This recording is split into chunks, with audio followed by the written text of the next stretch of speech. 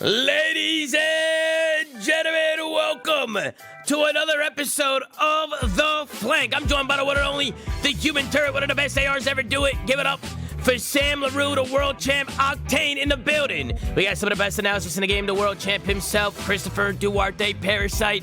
We got Call of Duty champion. We got the coach, head coach of the Bush, hashtag unshaven, Mr. Don Dada, a.k.a. Tappin'. And of course, we got the executive producer of the Flank. Ladies and gentlemen, give it up for Benjay Nassim. Gentlemen, how we feeling? We had the $75,000 Pro-Am, the launch invitational. What a pleasure to be here. How we doing, folks? We doing all right? We feeling good? Chilling, man, chilling.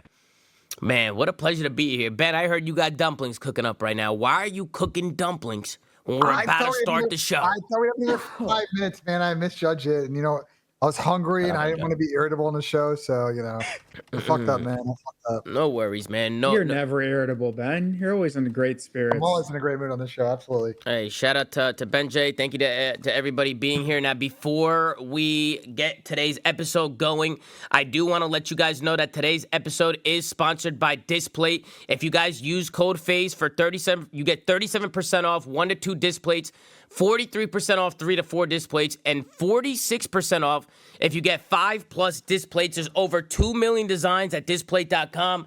I got one right here. Just unwrapped it. Actually, let me take this plastic off. Here you go. Get out of here. All right, we got the Black Ops 7 display right over here. Tons of designs. It's right around the corner from the holidays. So if you guys want to check it out, we've done a lot of great work with this plate before. Ben is getting his dumplings. I was going to ask him a question.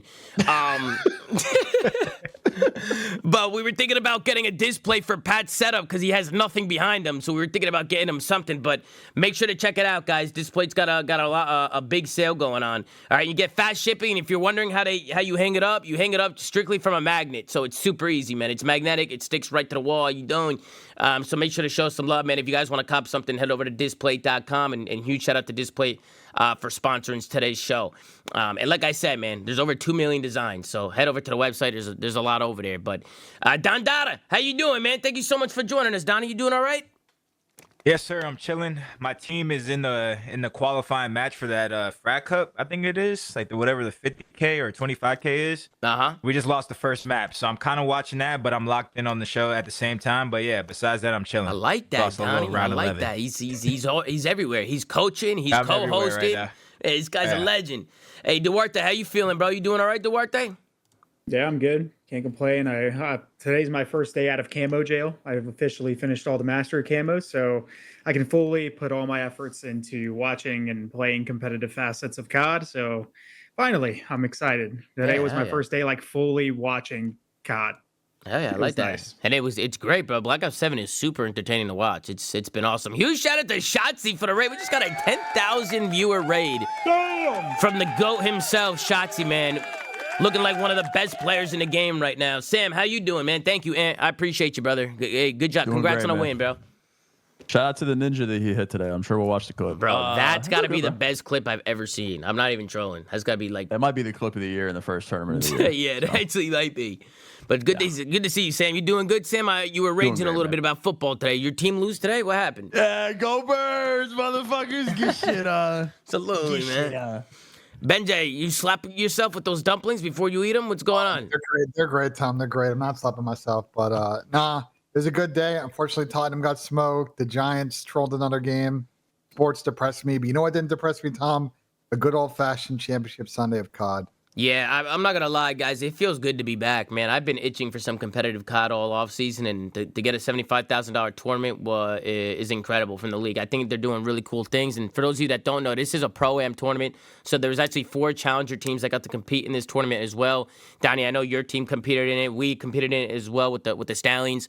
And there was a couple there was Omit that competed in it, and of course Next Threat, which is a new organization that's being led by Chalk and Doug and the boys.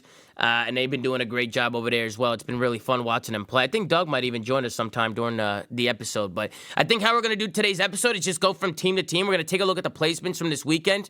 And we're just going to give our thoughts on the rosters, give our thoughts about what we saw, the game modes, obviously the different matchups and stuff. And, we'll take a look at some score sheets, maybe take a look at some plays and see what's going on here. But we're not going to waste any time, and we're going to get right into it. Let's switch on over. And, man, let's talk about these teams, 13 through 16. Man, not looking good for these guys. All right, let's talk about the Stallions. All right, the Stallions...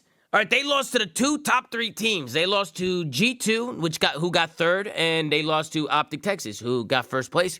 I think besides for Genomates, the Stallions kept it as close as they were the closest when it came to playing Optic. They were the closest. Don't you guys agree? You guys agree, guys? Yeah. Okay. All right. Okay. Crickets.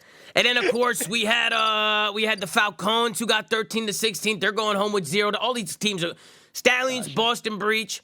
What logo is this? Is this the Bush? Is that the Bush logo? Yeah. It's us. Okay, it's just us. making sure. I don't want to get it wrong. But the Bush, Falcons, Boston, and Stallions are all going home with $0 from this weekend. So it's not a good weekend. Don, let's talk about your team. What happened with them this weekend? They fell short here. What's going on?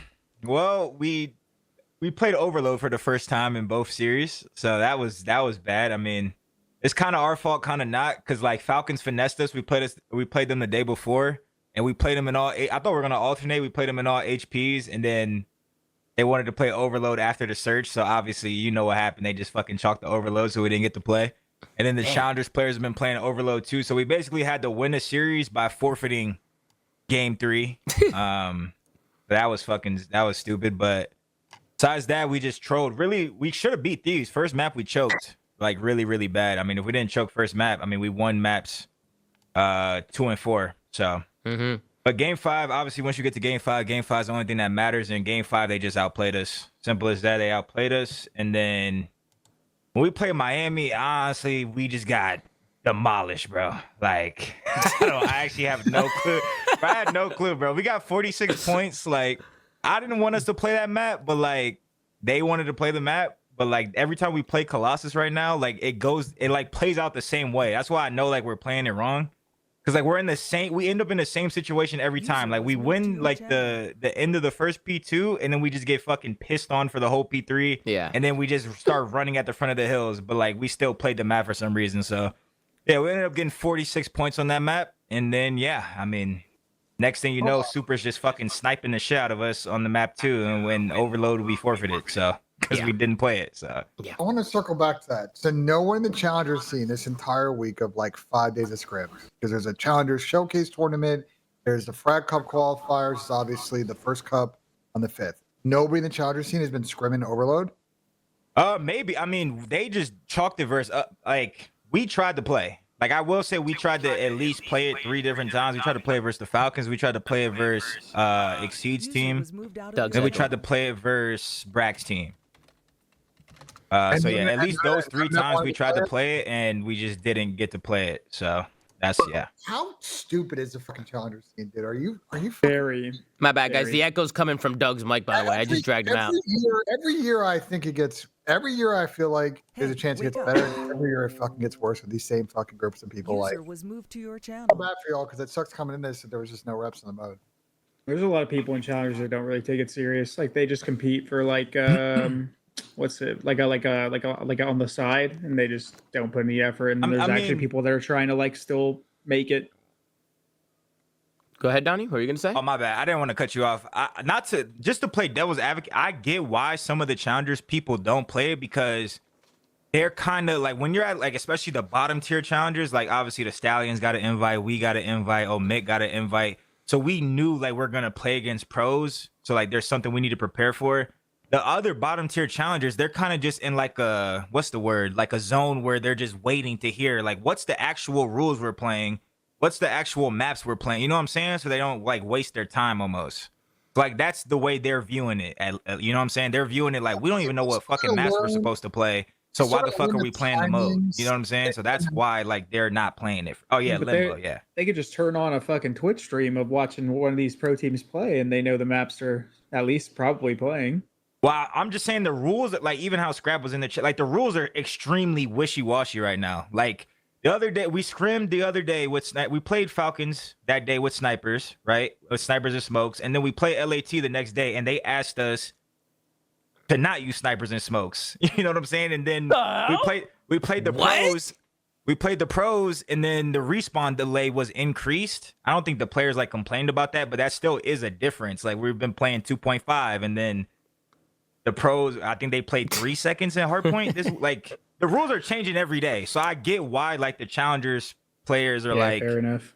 I get why they're not playing Overload because it's like, bro, the fuck, we might play this map. Wait, I'm more so mind blown. And then the rules change the next day. Scrappy said you're lying. Mind blown. You played Thieves. I'm sorry. The D? Scrappy said we're lying. What you mean? We didn't. No, That's what my team told me. They said we're not using snipers versus them. What you mean? No, I'm saying I'm more so mind blown. They played you guys without snipers, knowing damn well there was no one sniping and using smokes versus. versus LAT, and then we played Miami and there were snipers and smokes. Is that not in my fucking? I'm sorry, but like, I know Don, you guys have wanted to play it, but the rest of the challengers that believe any of this shit, like, you guys are lost in the absolute sauce. Like, I'm sorry.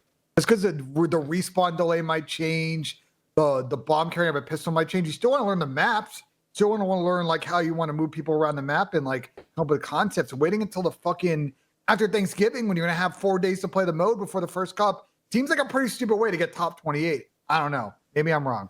Scrappy said I gave y'all a choice to use them or not. They picked no.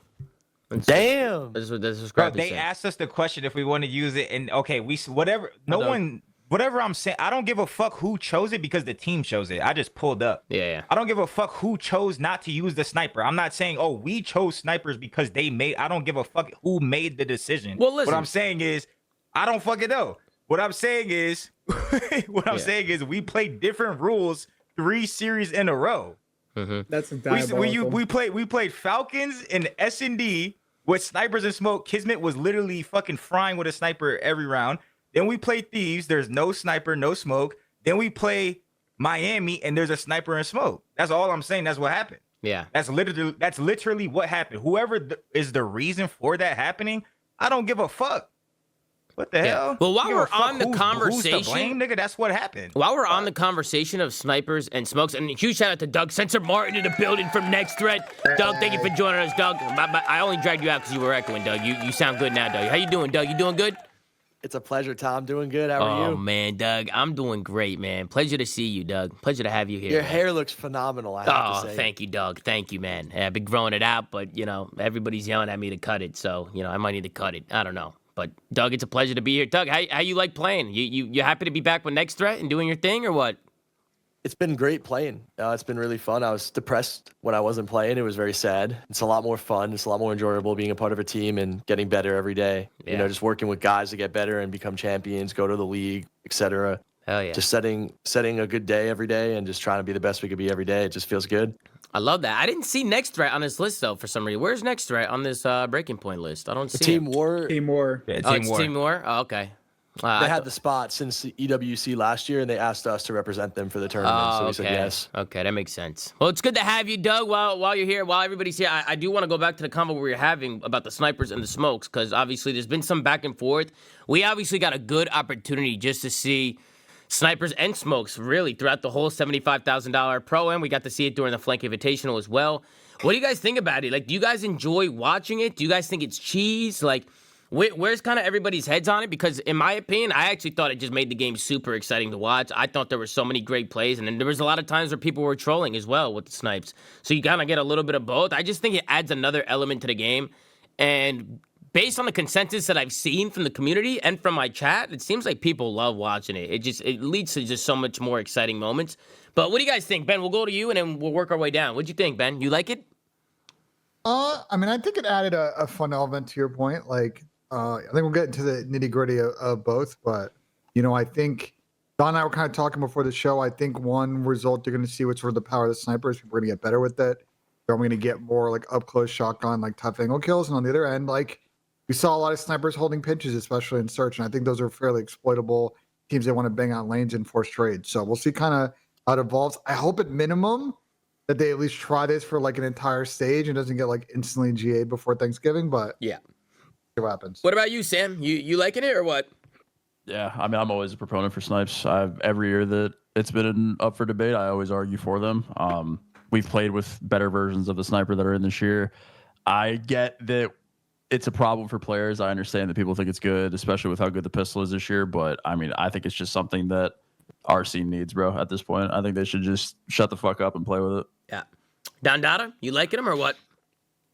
I agree with Sam that we do need it. It just makes the shit like way more lit. But I do think it's OP. They need to do something to like make it just a little bit harder to use. I do think competition is more fair without it, but like at the end of the day, like fuck the competition being fair at this point. We need something to be entertaining. So I do think it 100% needs to stay in, like no matter what. What do you think, Duarte? Do you think it's OP, Duarte? I don't think it's OP. I think, well, actually, no, hold on. I don't think it's OP that people have a sniper and that it's not fair competition. Every team can have one. There's some that are better than others, and that is a strength of your team. I think that logic is just not good because I think having that in the game just adds another dimension to search and destroy, period. Like, you can't deny that. The only thing that I would change is definitely either remove or weaken aim assist because, I mean, if you guys have sniped on the game, you have more aim assist sniping than you do with like any other gun in the game. It's fucking insane. Like, it's never been easier to snipe in terms of just moving the crosshair. Secondly, one thing that I noticed is the pros, they play without the muzzle on the AR. Well, that means that hitting long range shots, especially on head glitches now, is a lot harder, which means you are going to have a harder time making ARs flinch. So that's another reason why ARs or snipers are even more OP than they are now, because you would obviously be able to snipe. And then obviously I think smokes, I don't know if they're like good or like if there's any way they could like good. Buff. They're not that good, but like how would you buff them? Like if you buff them too much, then it gets like they shouldn't buff them. That's the problem. You just said the sniper's not OP and then explain everything. No. That's why it's OP. You can't counter that motherfucker with a sniper. My problem with the sniper is the wall jumping shit. Like when the guy's wall bouncing off a zig, you literally can't go mid if they hit the shot. Like if they like, there's certain situations where like you have to go mid on raid. What are you gonna do? Just forfeit all fucking map control? Wait, what was the difference between back in the day when someone had a better timing on a spawn with a snipe, like BO2? People weren't just shutting down the whole mid lane with a snipe. Wait, there was a timing in BO2 with a snipe that you beat them mid. You either peeked it or you didn't, or you like slid like but you also have smoke. You also have smoke. Couldn't you have wall banged it in BO? Bro, this is a different game, bro. BO2, I'm pretty sure you could pre-fire zig with a fucking inmate FMJ, and then you just know they're there. Like then you'll just get the first shot on the sniper. The sniper, if you go zig and your teammate throws a trophy, that count like that would be the actual counter. Let's nade some FMJ. Position. Like, hold on. FMJ is an attachment in the game. You could still use that and do the same thing. But also, I want to say you have a smoke, and also, and I don't think the smoke should be buffed because I personally don't think it should completely hide you. I think it should just make it harder. And on top of that, guess what? When you shoot through a smoke, you have no aim assist. So if you do smoke across, even if the guy sees you a little bit, right? Because it still shrouds you a little bit. It's going to be harder to hit the shot. Like, just use utility. Yeah. Yep. Like, why is that such a hard thing to understand? I'll be honest. Yeah, we're seeing people getting active with the sniper. We're also seeing a lot of people just whiffing and just missing and just, getting absolutely tucked with it out. Pull it up. Well, you want me to are beaming, bro. You want me to go pull it up? Bro, I mean, some motherfucker being a bot with a snipe, bro. Motherfuckers are all frying with the snipe. I'm not even capping. I mean, I actually thought that there was times where people were just overly sniping and it was costing them. I mean, I definitely thought that was happening. I mean, even Dante today, he's getting picks, but he's in the middle of the map with a sniper just getting traded out. And it's like, whatever, like they're not winning rounds. Like that, or he's just in a trade situation, he has to pull out his pistol and he's just pulling his pistol out a lot. I mean, I'm not saying that snipes are really good. They're obviously really good. I think the biggest thing right now is just adjusting the aim assist. I'd rather play with for instance, if they don't adjust the aim assist, I still think they should still use the snipes. It's only one on the map with no attachments. So, if it's that good, then the other team can pull it out and they can use it too, right? And then it could be a counter or, do something else on the map, try and counter it, especially now that we have smokes. But ideally, I think we would like to see the aim assist turned down. I saw Scrappy in the chat. Probably to none, right? Like if you're using a sniper, there should probably be no aim assist on a snipe. Yeah, that's the only reasonable argument. Everything else is like whatever. And are we gonna act like, dude, you play a game like CS, do people walk it down with snipers all the time too? It's like, dude, obviously it's a sniper. There's a risk reward in CS. I know, versus but COD. You have to buy it. I know. But it's still a one shot. But it's still a one shot, one kill, bro. It doesn't matter if you have no aim assist or if you have aim assist. People are still gonna make the same plays with the sniper. like in terms of like how they play it. Whether they hit the shot is a different story, but like, dude, leave it in the game. It adds a different element to the game. And if it would be one thing if every sniper on every team is good, but it's not that way. You're only noticing it because the teams that are in the tournament longer happen to have good snipers because they are winning search and destroys because those players are impactful. Yeah, you could also argue. I feel like you could also argue that right now snipers are better because people aren't used to certain sniper angles, certain spots, like certain things that people like to do, like for instance, certain tendencies, right? Like Dante's probably gonna have certain tendencies throughout the year. Brucey, whoever's sniping, like, bro, people are gonna figure out how to counter these snipers. They're gonna figure it out, whether it's doing another strat, going somewhere else, or countering the sniper back, or using the smoke and blocking a lane. I mean, we saw it today in Exposure when Genomate smoked out the mid cut on Exposure, and Dante couldn't do shit. I mean, they smoked him out, and they hit mid cut with subs, and Dante was useless with the snipe, right? But you also saw rounds where Dante was fucking popping pieces and going crazy, which is what we want. Like, we want people doing that. So it's like, I think as the year goes on, personally, like, I think people are just going to get better and better at countering snipes. But I can also see why, you know, when people are in your face and people are quick scoping and hitting these crazy shots and shit, like, I could definitely see an argument to tuning down the aim assist. I don't think anybody would really argue that, to be honest with you. But yeah. I think you could say that about every game. I mean, or every gun. Like, every gun, I feel like there might be times where it's like, damn, this guy got fucking incinerator, or this guy got shredder, or that gunfight was cheese. Like, I mean, that happens. Like, it just happens sometimes. So, I mean, listen, I would keep the snipers in. I think Maddox has also talked about aim assist, correct? He's talked about it on the timeline, hasn't he talked about it? Yeah, he did. They said they would look at removing A. I think to Clay's point during the watch party, I don't really see them like pulling the trigger on that. So I think I don't know. That has been talked about by devs, the pros. If they could just make it, if they could just somehow make that edit into the fucking competitive client of the game, it's two separate clients, and everything would be okay. Yeah, but then people are going to play that in rank play. So like rank play will have. No, I mean, well, maybe who cares? No, but that's a big deal because fuck rank play, bro. Rank play's always been different than the pro play. There's always things that are not. Like we should not be having two different versions of the game. Well, it is what it is. Last year the pros didn't. Didn't run a muzzle on the AMES, but in rank play everyone's using ported. Who cares, bro? Like competitive. The CDO portion of the game matters more. If they can add something in the fucking competitive client of the game that is slightly different from the fucking or the actual client of the game, I'm all for it. Who cares? Mm-hmm. And what about smokes? You guys think smokes are crazy? I mean, I saw people trying to one way, and I just don't think it's as crazy as it has been in the past. I think you could still do it, but I mean, I see people trying to one way right now, and it's not working. Right? Nah, you're visible as fuck. Because if you one way, you have to stand on the edge, but when you're on the edge, you're like highlighted. It's actually not bad at all. These are some of the weakest smokes that we've had. Yeah, and I think if there's only one of them on a map, I think people would rather use them for crosses and stuff than try and one way with them. Right? Like if. And I'll be honest, if somebody's throwing random fucking smokes down, it's pretty obvious that they're probably trying to one-way, right? Like, I think even if you're on the other team, you realize, okay, this smoke is random. Like, he's not blocking anything, right? He's probably in it, like, trying to one-way. I think it might hurt him more than it helps him. But what do you guys think? You think smoke should stay in? I think smoke should stay in. It just, again, it adds another element to the game. Like, this is what we want. Yeah. I don't think they're OP at all. I think they should stay in. I think we all think that they both should stay in, the sniper and the smoke. I was just saying, like, make the sniper harder to use. Like, make it a little bit more skillful. That's it. Yeah, for sure. All right, now that we talked about the snipes or smokes, unless anybody else got anything to talk about, maybe anything GA related, maybe with the muzzle on the AR. Duarte, you said you wanted to put the muzzle back on the AR. Yeah, I think the Dravik has literally negative recoil, and the AR got heavily. You guys were obviously playing with the nerfed AR or the buffed AR for a while, so I get why you guys kept the GAs kind of the same to mimic it. But yeah, the gun's a lot worse now. It aims in slow as fucking dick again. It obviously you move slow as shit now. The first shot recoil is insane, so head glitch gunfights are a massive toss up, and then on top of that, that also relieves a little bit of the sniping thing, because if you can get on target like way easier with the muzzle, you can actually hit the sniper that is sitting on a head glitch and at least try to flinch him like that. It's literally way easier. So I don't know. Right. But that's obviously up to the pros. Like they play the game. So, but I think the muzzle should probably come back in, because the Dravik does not fucking move at all. Mm-hmm. I kind of like how the meta is now.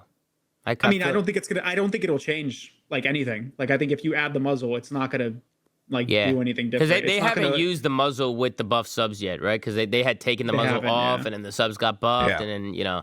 So they could try. I mean, they could try throwing the muzzle back on, but I just remember with the muzzle, like the AR is kind of like a do-it-all. So I thought like the way that the meta was, like it was pretty good. I mean, didn't realistically, if you want to say it's a do-it-all, right? Hypothetically, the reason it's a do-it-all because it was good up close. No, the muzzle doesn't really help you up close. Yeah. Right. Yeah, it helps for sure. you long range. So the muzzle is kind of like, why the hell do you even have it off? Yeah. If they wanted to nerf it up close, they should have taken off like quick draw and whatever fucking grip there was, like the ergonomic one. I don't know what it's called in this game. I think like hex cut or some shit. Mm-hmm. So yeah, it doesn't really make sense to not have the muzzle, you know? Yeah, I want to move on. Let's talk about some of these rosters and how some of these players did. I mean, obviously, we talked about some of the challengers like Bush, Stallions. Doug, how did you guys think you did this weekend, Doug?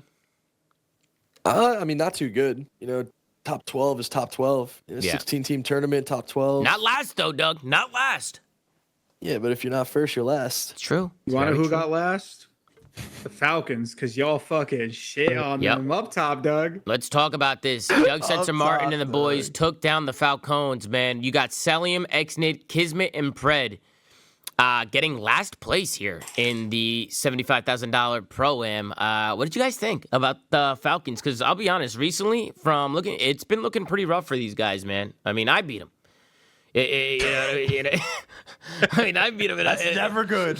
I beat him in a wager. Never good. You know what I mean? But Tom, is the two issues that we highlighted with them going into this year: communication, obviously excellent learning English, but just in general, the communication with the team can be poor, and like how the play styles are going to mesh. And I don't think we saw anything this weekend that doesn't make us think opposite of that. So it's really going to be them trying to push in those two issues. Otherwise, it's also still early. Still early. Like, I feel like it's unfair to grow these teams too heavily, like the ones that are like struggling early on, because there's just not. It's again like the same thing with the rule sets that Donnie was talking about with the challengers. To a degree, it kind of still applies to the pros too. Everyone's still getting adjusted. I'm sure some people don't have as many reps as others for whatever reason. I don't think Heretics has their players here yet, like fully. So like there's plenty of teams that probably are under practice in comparison to some. Yeah, for sure.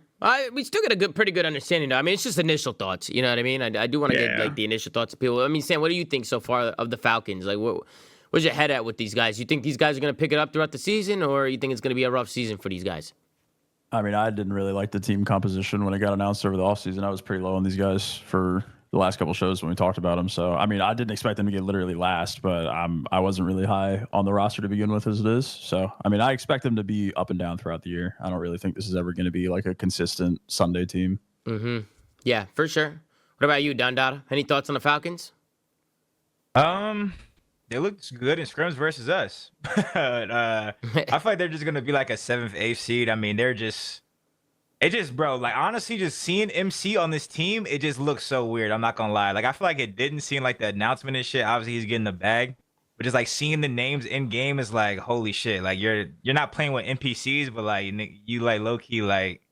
you know what I'm saying? Like you low key, like, bro, who the fuck did you go play? Like I don't know. Like this looks like a flank. Like, it just looks so roster, bro. fucking random, bro. Like, it is a random team. It just looks so random in the game. Like not saying the team is bad because I think they're gonna make chance, but like just seeing it is like, bro, you were just dominating for years and like you just go play with them. It just looks weird. It's the flank invitational roster, bro. It's like two ARs mixed in with two random subs. They are talented. They do have talented individuals. Their whole roster, a flank invitational roster. Yeah, they're all four of them are super talented. When we were scrimming, I was just on Xnet screen for like a map, and I was like, damn, because obviously I don't really like. I mean, the Falcons, they are just literally like that's when I would go get food last year. Like this, like he's actually kind of cracked. Man, X's good as I'm fuck, like, damn, bro. he can actually shoot. He can actually shoot his gun. Like, yeah, he's turned. It's just the team just looks so fucking random, bro. Like they opened the season first weekend playing Optic and Thieves. You think they go in too? Yeah. They're playing Optic and Thieves? Yeah. I mean, that's a rough couple matches to start the season. If they do take a win off one of those teams, I think it'd be really big for just like their team just culture, right? Just what's the word I'm looking for? Their morale. Yeah, like I think it'd be really good for them to start off hot against a top team because they do have the talent. They just have to put it together. The only thing I'm really worried about was like a language barrier and them not really being on the same page. Like imagine this team's comms, right? Like MC's comms, Xnit's comms, right? You got AG. I mean, they're a very trolly team. I think AG is gonna have to be a leader with this team, to be honest with you, because you know how he is. He's gonna have to try and bring these guys together, and Kismet, of course. Kismet and AG, because I just don't see MC doing that. Obviously, Exton can't really do that, right? So it's gonna have to be on like Pred or Kismet to kind of like lead these guys and get these guys on the same page. So we'll see what happens. Any other thoughts on the Falcons? I know it's early, but they did get last place in the 75K. It is a pretty random team, but any other thoughts before we hop into the next squad here? I have a feeling we'll be talking about them a lot in December and our thoughts on them, so let's move on. Yeah, now I want to talk about the Boston Breeze, because even though these guys got last, I've been enjoying what I've been seeing from Boston. I think the results aren't really there to start off the year. I mean, obviously, the league hasn't started yet. I'm just talking about the Flank Invitational and the Pro-Am, but individually, like watching these guys play, I think Cammy has really stepped up. I mean, he's looking really good on this game. People were calling him Cold War Cammy during some of these early tournaments. So I think the game just really fits him. And then I love the dynamic with Purge and Snoopy. Like, I love watching them play off each other. I think they're always going to be an exciting duo to watch. I think consistency is always going to be a problem here, so that they're just going to have to find ways to be consistent. But, I mean, seeing them so far in this game, I mean, they're pretty turned. I feel like this game fits their play style. It's just the wall running, the wall bouncing, kind of just like playing off each other. It kind of fits them in a way. But what do you think, Sam? What are your thoughts on Boston so far? Yeah, I mean, I kind of echo the same thing you said. I've heard good things about Snoop and Cammy specifically. I haven't really heard much from Purge or Nasty, but I mean, I think I just expected this team to play better. I think losing to C9 round one was pretty surprising, and I don't know. I expected more, which I guess is probably why they lost at this point. But yeah, I don't know. I mean, again, it's early. We don't really know what a lot of these teams look like in the practice room, how many reps they have compared to other teams, all that. But based on what we saw early from the team, though, I definitely expected more for sure. Benja, any thoughts on the Boston Breach? I mean, we thought based on the kickoff tournaments, like the openers on Monday and Tuesday, we thought they might play a little bit better. I think Snoopy really struggled in the two matches they played this weekend. Obviously, the way their team is built, they really kind of need him to be that guy. So, reserving judgment on Boston. We figured they'd be kind of around that 6 to 8 spot, but definitely disappointing down on one day of the tournament for them. Yeah, it was a rough one for sure. What about you, Don Dada? Any thoughts on the Boston Breach? I'm not worried about them. I mean, they got third at champs, and they got a better player, in my opinion. So just give them a little bit more time. Really got too much to say about them. I don't know if he's cold work Cammy, but yeah, he definitely is better for sure. So I mean, that's just good to see. So. Yeah. What about you, Doug? Doug, this is your old squad, Doug. Any thoughts on Boston? Yeah, I haven't really seen much of them because I was playing in the same tournament at the same time. But watching them in the Flank Invitational, Cam and Snoop were looking great. Purge was looking great too. I haven't seen much of Nasty's POV, but I'm sure they'll figure it out. For sure. And then another team that I think a lot of people are just a lot of question marks around this roster is the Vancouver Surge. It's just a weird one. Legend, he has struggled early on, I'll be honest. It's been looking rough, but I don't know if you guys remember, but Shotzzy struggled early on too when making the switch. I feel like there's a lot to learn when you first get into Call of Duty. I think when you look at Legend, like, you can see that he is a good player. I think it's just other things that he needs to learn to kind of get kind of the feel of the game, because I feel like it's gonna take a while for him to get there. I mean, obviously, I don't want to compare him to Shotzzy because Shotzi's one of the greatest ever, but I mean, he is a good player. It's just right now it's just not clicking for him. I think mechanically he's good. I just don't see it with this team though, Tom. They're all so young. Like Abe's first year in the CDL, like full year. Lunars played a little bit last year. Gwynn's been around for a little bit now, but he's still pretty new. And then Legend, obviously, first time playing COD competitively. It's just, they have so many hurdles to get over as a team. I just don't know if they're going to be able to accomplish it in a season. And as Pat's not here to say it, but teams don't have that sort of leniency to kind of long-term invest in players. Obviously, they can prove me wrong, but it's just, I mean, they just have a lot of hurdles to get over, man, and it's going to be tough. I just don't see it happening. Yeah, what about you, Donnie? What are your thoughts on kind of Legend and the squad over here on Vancouver? Because this is another roster that's a little weird on paper. I mean, I agree with Crazy. I mean, these guys are kind of cooked. Damn. It just sucks too, because especially like me, even when we picked up Mag, I know we're reminiscing, Cheese, Old Man, Plumber era, whatever. But as a pro, you don't want to like have to sit there and like get whooped for months and like take time and like develop a player. At least me, like I don't want to have to fucking sit through a tornado with this guy just throwing up the bullshit for 6 months and then all of a sudden he turns out to be a god. Like it's hard to have that like mindset. But Mac was playing COD though. Like he's been playing COD. Like it's not comparable. You know what I mean? No, it's way different. No, 100%. This guy's literally a Halo player. I was just using that as an example. Like we didn't want him, but he turned out to be the best player on our team. Sometimes it works out. I mean, this was clearly just a gamble. Like it's clearly just a gamble. Like it was probably pick up Legend or pick up some other Challengers player that got dropped out the league multiple times. So I get why they took the risk. It's just, it just sucked because it's like it's unfair. It's almost unfair to the other players on the team. If like this guy, if he just gets cooked for like months and months and months, you know what I'm saying? Mm-hmm. Yeah. At the same time, you do have to give him enough time to get better. Because I remember even like how Tom said, Shotzi was getting cooked. Like he was throwing up he might have even been throwing up worse shit than what Legend is throwing up right now. So obviously it's just a tough spot though. So hopefully the players, like I'm just going off of Gwen. Y'all seen the clip where Legend got turned on Scar? Yeah, I like seen that. Yeah, Gwen lost full. He's like, oh, that's some shit I would do. Like do a little face react. You know what I'm saying? So it's like, bro, you keep seeing your teammate get turned on, twin. It's like, damn, like how are you? We might have to drop this motherfucker, twin. Like. Yeah, I don't know. Hey, listen, speaking of shots, Shotzi almost got dropped. He did. He almost did, but I mean, they also had Shotzi in a blender though. They had him on. Ben, don't worry, you're gonna go next. All right, put your hands down. All right, I don't want to gloss over what fucking Don said though. That was fucking insane. What? You think it's unfair to the players in this team that chose to team with him? I think it's unfair. What do you mean? Wait, you think the players just got this guy on the team only? I chose to play with him. I was assuming the tour, like the org built the team. If the players all chose to play with him, like no, I'm not interested because it's who I'm teaming with. I'll just. What the fuck? You're not gonna turn down an offer? That's like when I ran a sub on Thieves. It was either run a sub on Thieves or join Paris Legion. I'm gonna be like, oh yeah, of course I can run a sub. What the fuck? They're gonna say, of course. They're gonna be like, of course I'm gonna team with Legend. I'm not gonna go back and play with fucking challengers. Of course they're gonna play with Legend. Yeah, it's either join the fucking team or go back to going to school or working a fucking job, bro. Yeah, what the hell? Of course, the other players are gonna say yes to join the team, though. Like, it's not the play.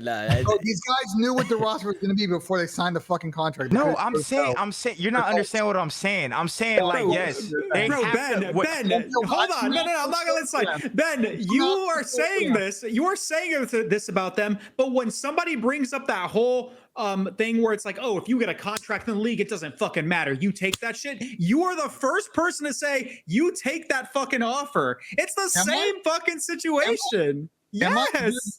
They had to take the offer. They didn't have any other offer. Go ahead, let Ben talk. Ben, let Ben have the floor. Go ahead, Benjay. Go ahead. I think you might be confusing me with other people on the show because I am not the first person. Shit, I might be, but fuck what? Nah, you take the offer, bro. Brother, like. Yeah, I'm gonna be honest, Don. If your teammates making faces like that, bro, I don't know, man. It's like, damn. That's some shit I would do when Jimbo's fucking hacking, like getting turned on. Like, I'm like, oh shit. Like, what the fuck? Yo, I'm texting Miguel on the side. Like, Gwen might have shot a little text. Like, I'm just saying how it goes. Like, I'm saying from a player's perspective how it goes. I'm watching my teammate come from Halo. He's getting trick shotted. What's up? How long we gonna give him? 2 months? I bet. Like, that's what I'm thinking. You're a real one. Because someone like me sees my teammate hacking, and I'm just like, look the other way. No, I'm kidding. Nah, I mean, okay, I'm not kidding. Bro, can you even tell he was hacking? I feel like you can't even tell. Who, Jimbo? Yeah. Nah, he wasn't hacking on my team. Bro, if he was hacking on my team, we would have won some matches. You want to know when I knew something was weird? We didn't win shit. No, hold on. So I got confirmation after we went to the Boston event in Challengers in MW2, and he was throwing up the fucking bullshit. I fucking knew something was up. But before that, I think it was in the Elite. Bro, this guy never sniped once in his life. Never. He was like, yo, I'm going to snipe this map. I was like, okay.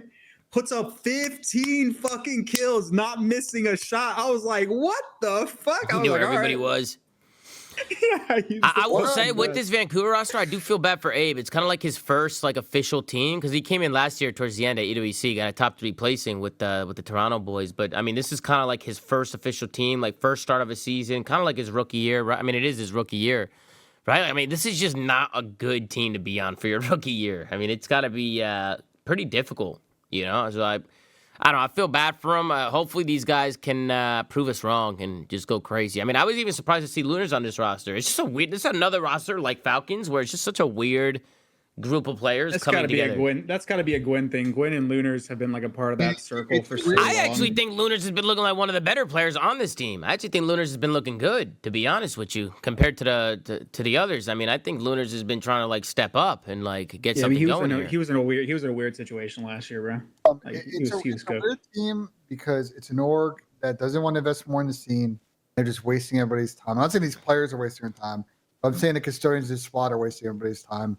What they've been investing in the league the last couple of years.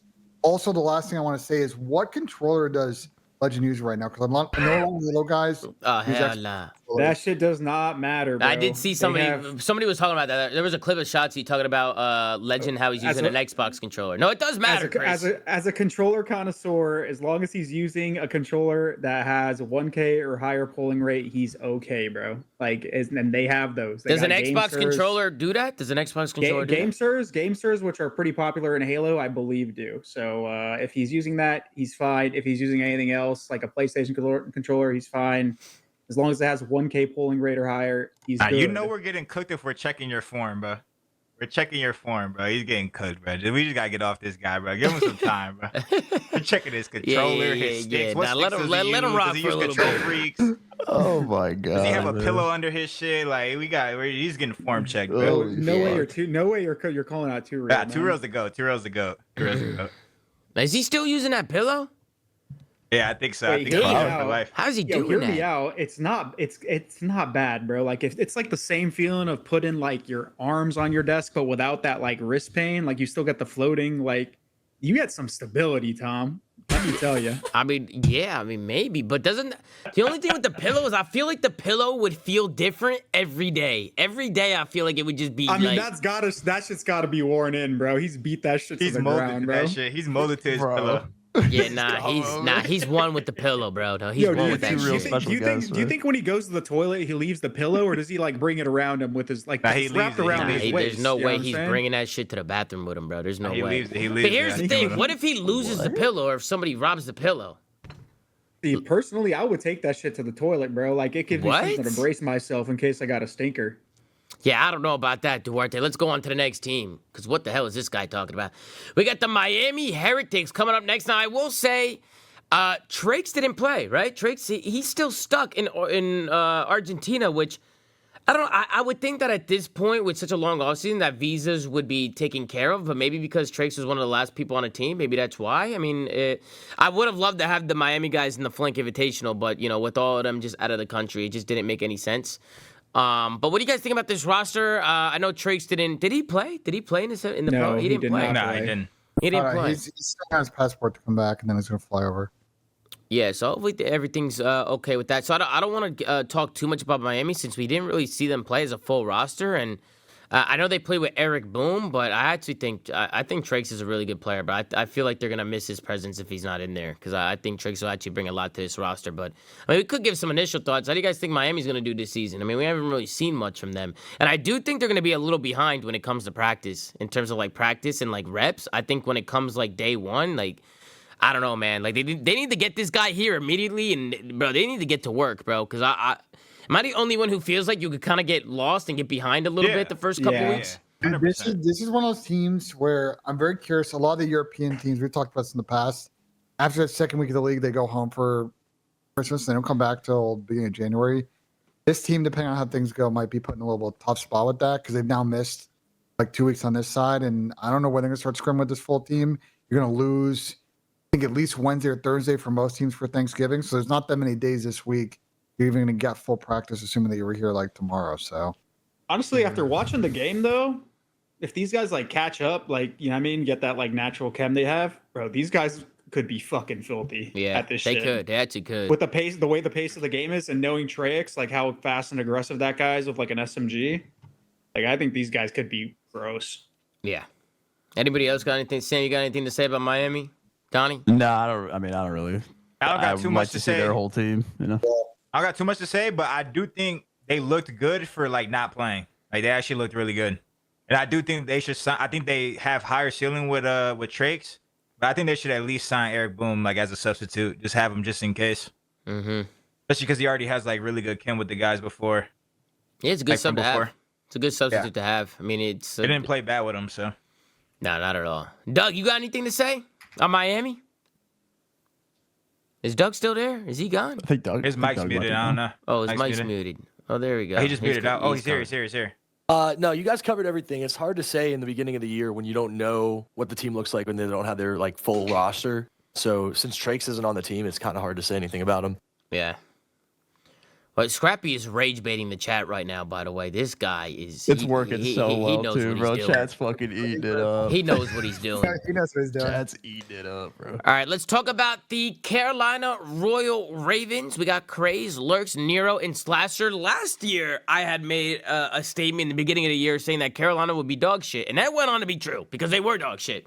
This year, I actually have like a weird feeling about this team. I don't think this team is as bad as people are making them out to be, personally. I don't think they're going to be like top 4, like insane, like playing for championships, but I do see it as being kind of like a mid-pack team that can get some upsets here or there. Really impressed with Lurks off the rip. I know he's a stallion. I know people are going to think buy his cheese, so I'll let the floor talk and let you guys talk about it, but bro, I thought Lurks has been great, bro. I thought his first showing kind of like against some top players and some top teams was phenomenal. I feel like a lot is kind of riding around Lurks. Because I feel like he's going to kind of be like that entry fragger, like that submachine gun, taking routes and making plays. And I actually like Craze as well. Like I just think the sub duo in general between Craze and Lurks is going to be a fun duo to watch. And I think Nero kind of being slotted into that flex role in quotes, you know, kind of bouncing around from an AR sub, you know, kind of whatever he wants to do. I think it might help him be a little bit more consistent because we know Nero, he has such high ceilings, but he also has such low floors. So I feel like being slotted into that role could help him out a little bit. You know, Slasher, I don't know how many seasons he's been here. He's obviously a vet. A lot of people were calling for Slash's head. They didn't want him on his team, but I do think Slasher would be a good player to kind of help these guys and kind of mold them and teach them into how to play the game the right way and how to be disciplined and play the game at a high level. But, you know, Slasher's also going to have to drop the numbers and compete, right? Like he's going to have to go out there and play well as well. So, you know, we'll see if he's able to do that. But, you know, overall, like I'm not valuing this team like a lot of people are. Like I feel like a lot of people are just like, they're ass. You know, these guys are terrible. Like I actually don't think this team is terrible. I think there's some, what's the word I'm looking for? There's just something here. They're lacking some experience with their sub duo. I mean, yeah, Ben, what do you think about the roster, Ben? I mean, go to you, Donnie. I don't think they're terrible, but I'll give you an example. Like we were watching them play this weekend, and they get into a lot of great situations, and they get map control, and they're just getting caught running backwards, just trying to play too straight up. Like I think the thing with this team is, are they going to be able to play 10 or 12 minutes of like correct COD when you look at some of the more experienced squads that are going to be in the league? And so I think it's going to be a learning process. And there are going to be times where Craze and Lurks are going to fry. I think there are times where they're going to scam, and it's going to be a roll with the punches. And I think it's a case of, can they consistently get top 6, top 8 to keep the squad together, or are they just going to get shocked by 1 or 2 bad With plays? this roster, fuck playing correct COD, bro. Just have Craze go play red angles, Nero and Lurks just fucking chow, and Austin just rotate, bro. Like, who cares, bro? This team is literally built They're around... never going to play like that. Austin will quit before they play like that. I was about to say the same shit. Austin will hang that headset up before they play like that. No, I'm trolling, but somebody in the chat said they're not that bad. Somebody in the chat said, "Who's calling this team terrible, though? Let's be for real." And then right under that, this guy goes, "This team is terrible. This team is ass. This word is ass." Listen, bro, I'm not gonna lie, I'm rooting for Austin. Like he's one of my top 3 people I'm rooting for, bro. This team is ass, baby. I'm just keeping it up, but damn, Donnie, you don't like them? I just think the team. I just don't think there's no way. Like, I think this team is guaranteed to miss champs. So if you think maybe finishing 10th on a good year, like, damn, where are they gonna finish? Like these guys are kind of they're kind of ass. Damn, respectfully. Bro. Sam, you think these I know guys you are just ass? gassed them and shit, but like, yeah. Well, I mean, I called them mid-pack. I didn't say they were like going to be a top 4. Mid-pack is like supreme gas, bro. I'm not gonna lie. These guys are kind of not great. Hey, Sam, do you agree with Don Dada? Are these guys ass? I mean, they're not my favorite team in the league, but there's a lot of unknown shit with Crazy Lurks. I mean, like, they could be really good. I mean, Lurks, one of the best series I've seen him play was against Optic, and obviously Optic was fucking dog walking everybody. So, I mean, there's obviously potential here. It's just like, y'all's guess is as good as mine as to where they end up. I don't think they're guaranteed to miss champs, though. We're the only team I'm writing off right now is probably Seattle at this point, or Vancouver at this point. But Motherfuckers are right there with them. They I don't partners think in so. crime. Batman and Robin. I All don't right, think bet. All right, bet. Someone clip this right now. clip it right The now, odds are supremely in my favor. I'm not even like a genius for predicting this shit. I mean, saying they're gonna miss chances is an insane take. I just don't think they're guaranteed to miss it. All right, all right. From what I saw from Craze last year and the start of this year, and how Lurks played this weekend, I think that this team could definitely just be absolutely mid for sure. Listen, first 4 games for Carolina this year: Boston, Riyadh Falcons. This Miami guy said mid is supreme. Hold on, guys. listen to Ben, So because that's actually a good Ben. And speaking to your mic, Ben, because you're cutting out a little bit. But what did you say? I'll fix my noise gain in a sec, but the first 4 games for Carolina this split: Boston Breach, Riyadh Falcons, Miami Heretics, and G2 Minnesota. Then I do finish with Toronto Optic and Thieves. But all I'm saying, they'll get off to a decent start. They got a little soft spot in the schedule to start the split. I think a lot of this team comes down to Austin and just how he plays. I think the other 3 of we don't really know what we're gonna get, but Austin traditionally just the last couple of seasons hasn't been what we've expected him to. He starts out really well, which is kind of the opposite of how he used to be. He used to scale as the season went on, but I feel like he started hot in the last couple of seasons and then kind of tapered off towards the middle and the end. And if he plays well consistently, then that's when I think that this team can be really good. Because if we remember the start of last year, they were fucking unreal, and Austin was one of the better AR players that we had. And then again, they never got better after that. But Yeah. I think a lot of this team's success hinges on Austin's consistency. Yeah, I agree. Anybody else got any thoughts on Carolina? Damn, you guys are cooking Carolina. You're writing them off. Yeah, Don. again. I was the only one. I was the only one that was cooking them. And I wasn't even cooking them that hard. What do you I just said that think, Batman Doug? and Robin Doug, what do you with Surge. think? They're not You great. said they're guaranteed to miss champs and that the mid pack is supreme gas. I mean, bro, that it is. You say you're not cooking them. I'm not cooking them, by the way. Doug, you I'm got the any only thoughts one. on Carolina, Doug? You got any thoughts? Yeah, I mean, Slasher has something to prove. He's clearly not done. I've seen him move in scrims. Craze is a winner. He won a lot of events last year, and usually if you win in challengers, you do well in the league. Lurks, I mean, that guy was on my radar. I think he's really good, and I heard he was really good in the beginning of last year too, so I'm curious how long he keep that form up for. And we know what we're going to get with Nero, so to write them off and say they're not even a champs team is crazy. No one knows who's going to be good. This is going to be one of the best years we have, I think. I think there's just a lot of good energy around COD, and I think the teams are really interesting with the Tiny Terrors splitting up. So it's really hard outside of Optic to predict who's the second, the third, the fourth best team. Yeah, I mean, you think? Wait, hold on. You think Ravens could be the second or third or fourth best team? You think they have a chance? They have a What? chance. Yeah. I don't think All they right, will. all right, no, y'all got it. Y'all got it. Y'all got it. Y'all got it. I don't think they will be. Y'all got it. I said it. And there's nothing wrong I'm with the it. hater. No, y'all got it. Y'all got it, man. Y'all good.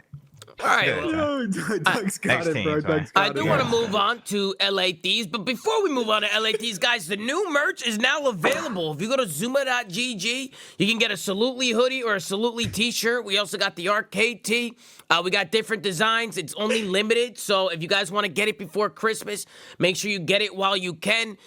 So these are the designs we got. The designer went crazy on this stuff. So if you want to check it out, we're going to drop it in the description down below on a YouTube video, and we'll also pin it to the chat. But ZOOMA.gg, ZOOMA with 2 A's, if you guys want to check out some of the merch, man. Designer went crazy on this one.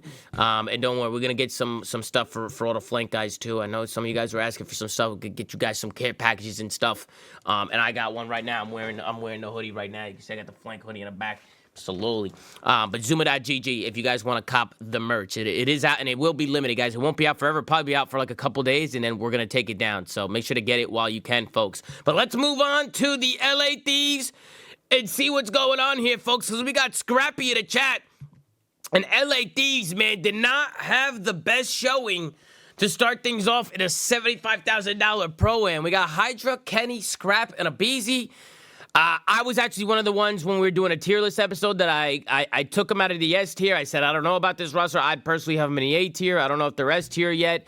I definitely think this team could be S tier, but I just think they're going to have some things. I think they're going to have some roadblocks that they're going to have to get through, and I think we're seeing maybe some of those roadblocks early. I mean, I'm just not seeing the dominance from this team like we're seeing from a team like Optic, per se, right? To have them in the S tier. What do you guys think? What are your thoughts, Sam? Let's go to you first. Obviously, these are your boys, Sam. These are your boys. So I want to talk about it. Obviously, you got Hydra, you got Abizi, you got Scrap Kenny. These are all incredible players. I mean, what do you think about this roster, Sam? Because they haven't been looking like the S tier team that I think we all want them or all think they can be, right? Like, I mean, granted, it's early. It's very early. But what do you think, Sam? What do you think? I think there's a lot of talent. I think it was a shit performance. I think they got fucking cooked in Overload. Ernie's bitching about the mode. Guy looked fucking lost. But in all seriousness, I just like the teamwork was kind of shit. Seemed like a bad weekend. I think there was like just underperformance across the board from everybody. I don't like they didn't even beat a CDL team. I think they beat Doug. Was that you? They played you guys, and that was their only win. So damn. I mean, they kind of just and my team. They beat two challengers teams. Yeah. Okay, they beat two challengers teams. I mean, they look like my ass, bro. So, but they went last map with your team, right, Donnie? They went last map with they went game 5 with the Bush. We should have beat them. So I mean, they just I expect more. Hopefully, going forward they prove that. But I mean, they kind of look like shit. So Ernie is hilarious. What about you, Ben? What do you think of the LA Thieves so far? I didn't unfortunately get to watch too much of them when they were playing yesterday. But from what I did watch, and turn your fucking streams on, you pussies. Sorry. Yeah, can we talk? Can we talk about that for a second? Oh, brother. Yeah, don't get me started. But we're in a $75,000 tournament. LA Thieves played the Genomates, and nobody saw the match. Nobody. How are we playing How is there a $75,000 tournament going on, and we can't watch two of the best teams in the game play?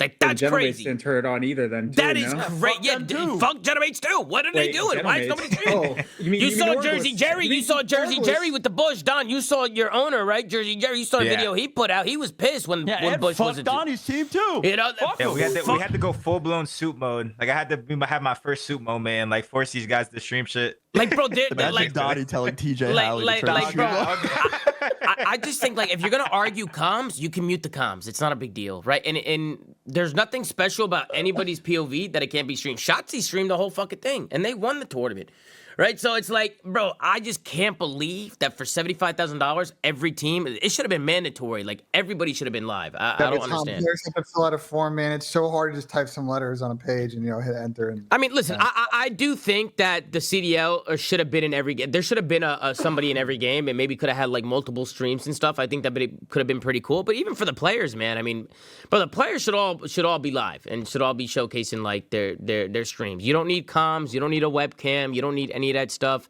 As long as people can see the gameplay and see what's going on, I just don't see what the problem is. So I was a little disappointed not to see any streams, but not to get sidetracked. Let's get back to the LA Thieves. What do you guys think? Who were we on? Were we on Donnie? Let me finish my thoughts on Thieves. Well, flustered now. Well, from what I did see again, early days, it just seemed like you need to get a little bit more loose on the map and kind of adapt a little bit to sort of how this game plays. So I'm confident this team will figure it out. I know a lot of the communities like piling on Ken, but from what I watched, I think people are just being a little bit unfair there. I think teams just got to, adapt, move on, and I think they'll be fine in the stage. Daddy, what do you think? Because you obviously know Kenny very well. Obviously, Kenny's one of the best to ever do it, right? And, some people, I mean, a lot of people have been on his ass. I mean, what do you think about it? Oh, Ken's way better at this game. I mean, looking at the stats, I guess he had a 0.5, but like versus Rocker, but like that's old team cheese. Like, he was just set up to lose that. And same thing with Genomates. Like, they're just set up to lose that. Like, they drop Envoy and Ghosty. Like, they just have to lose the first time they play them. That's what I'm chalking it up to. I'm chalking it to revenge match cheese. Mm-hmm. Hey, Damon added Benjay. He said, what about a Beezy? Benjay, what are your thoughts? What about a Beezy, Ben? Damon said. And it's DB5, so you got to answer. More spiral gunfights. I thought Tyler showed a lot of really good gameplay this week. I do want to, as he adapts more, see more of the sub in his hand, but... Now he wants to gas him. Don't clip farm, Tom. Why are you letting Damon Barlow come in and boss us around like you see what we got to deal with David over here on FaZe? You see what we got to deal with? He compromises the roster, and now he's gassing him. Like, bruh. Man, what about you, Duarte? What do you think about LA Thieves? It's just early days, man. 9 days into the game release, meta change right before the tournament. They probably were not comfortable running what they needed to run. So not going to be too hard on them, but Ernie needs to lock in, bro, and stop rage bait chat and lock in on some bot or some shit. God damn, son. Not trolling, but yeah, unfortunate for them. This is a team, when you think about what we saw, the way Optic plays like Overload, the way that we've seen like Surge play with sort of breaking ankles, like this team should be good at that type of meta of a game. So give this team 10, 15 days. They have a tough, like the teams they play at the beginning of the season are a little bit tricky, just as a reminder for those who don't Remember, they play FaZe, Real Falcons, Guerrillas, and Toronto and Optic as their first 5 games split. So like that's not an easy schedule. I think they'll be fine. Anybody else got some thoughts? Go ahead, Duarte. Tom's PC's just shitting the bed repeatedly. Bro, I got a 1070 in this bitch. And over. 1070 is crazy. That's just about to take off from But the I got a room, 1070. This thing sounds like an airplane jet. It's about to go off, bro. I've had this computer for over 10 years, man. Ben actually built me this PC. I'm about to self-cast myself and ask you a question. So good though. Yeah, no, Ben built this PC years ago. So shout out to my man Ben J. You know what I'm saying? I did try to steal the case fan, I did build it, but I wasn't successful. Yeah, Ben did try and steal the fan of the PC, which is crazy, man. He tried to steal a fan that I bought, but it's all good, man. Caught his ass. But anybody else got any thoughts on the LA Thieves? I mean, I obviously think they're going to be a great team this year. I just, early on, they've just, they haven't been looking like the S-tier team that we all think they can be, right? Like, I think they got a lot to go. But any other final thoughts, guys? You guys are insane. Doug, Doug, you think they're insane, Doug? You think they're insane? Yeah, they kicked our ass, so. Yeah, Doug, I'm not gonna lie. I thought you guys were gonna do it, man. Going into I thought it. Bro, I seen a clip of Scrappy saying that it'll never happen. I'll give you everything I have if you beat us, and I just thought it was just gonna be a cinema, bro, a movie. Like I really thought it was gonna happen. Scrap had his life savings on it, and they got 88 points. Map 1. Fuck. It's crazy, man. Then we go into the next roster here. This roster got 5th through 6th. So Thieves and Carolina got 7th through 8th. And then we got FaZe Vegas and Toronto Koi, who got 5th through 6th. So we'll start off with Toronto. Okay, so Toronto, we got Kleenex, Insight, Joe Thieves, and Real. What did you guys think about this roster? I'll be honest. I think Joe Thieves is gross at this game. I think he's going to be, again, one of the best players in the game. I feel like if you got Joe D on your team, you're set up pretty good. I think Kleenex is slotting in pretty good to that AR sub role. I think he runs the AR really well. I think Real looks really good on the roster. I love seeing Insight, Jamie with that sniper rifle. I think he's adding a lot of value. He's a really good sniper. I didn't realize Jamie had that sniper in his bag. I'm gonna be honest. I didn't realize he had that. But love seeing Jamie snipe. Obviously, they got 5th through 6th. Probably not the placement they wanted. But I do think this is going to be a really good team moving forward. I mean, Duarte, we'll start with you this time, and we'll work our way up. Duarte, what do you think about Toronto right now? What do you think about Toronto Ultra? Yeah, I mean, I think they're just going to keep improving. I mean, they got a lot of good pieces on their team, obviously, with the upgrade in Real. Real was gross in Heretics last year. I suspect that these guys will easily get to that top 4 conversation, later down the line. And Joe's disgusting. He's not going to slow down. That guy's hungry, bro. Yeah, Scrappy said he's disappointed. He's going for it all, bro. Did he snipe in Cold War? He sniped in Cold War?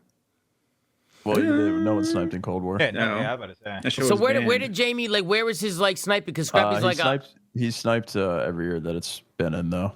He sniped in MW19, he sniped in MW2, and he sniped in Vanguard a little bit. I must have just forgot that Jamie's got that in his bag. You were watching MW19? He was an AM in MW19. I had never seen that guy play in that game.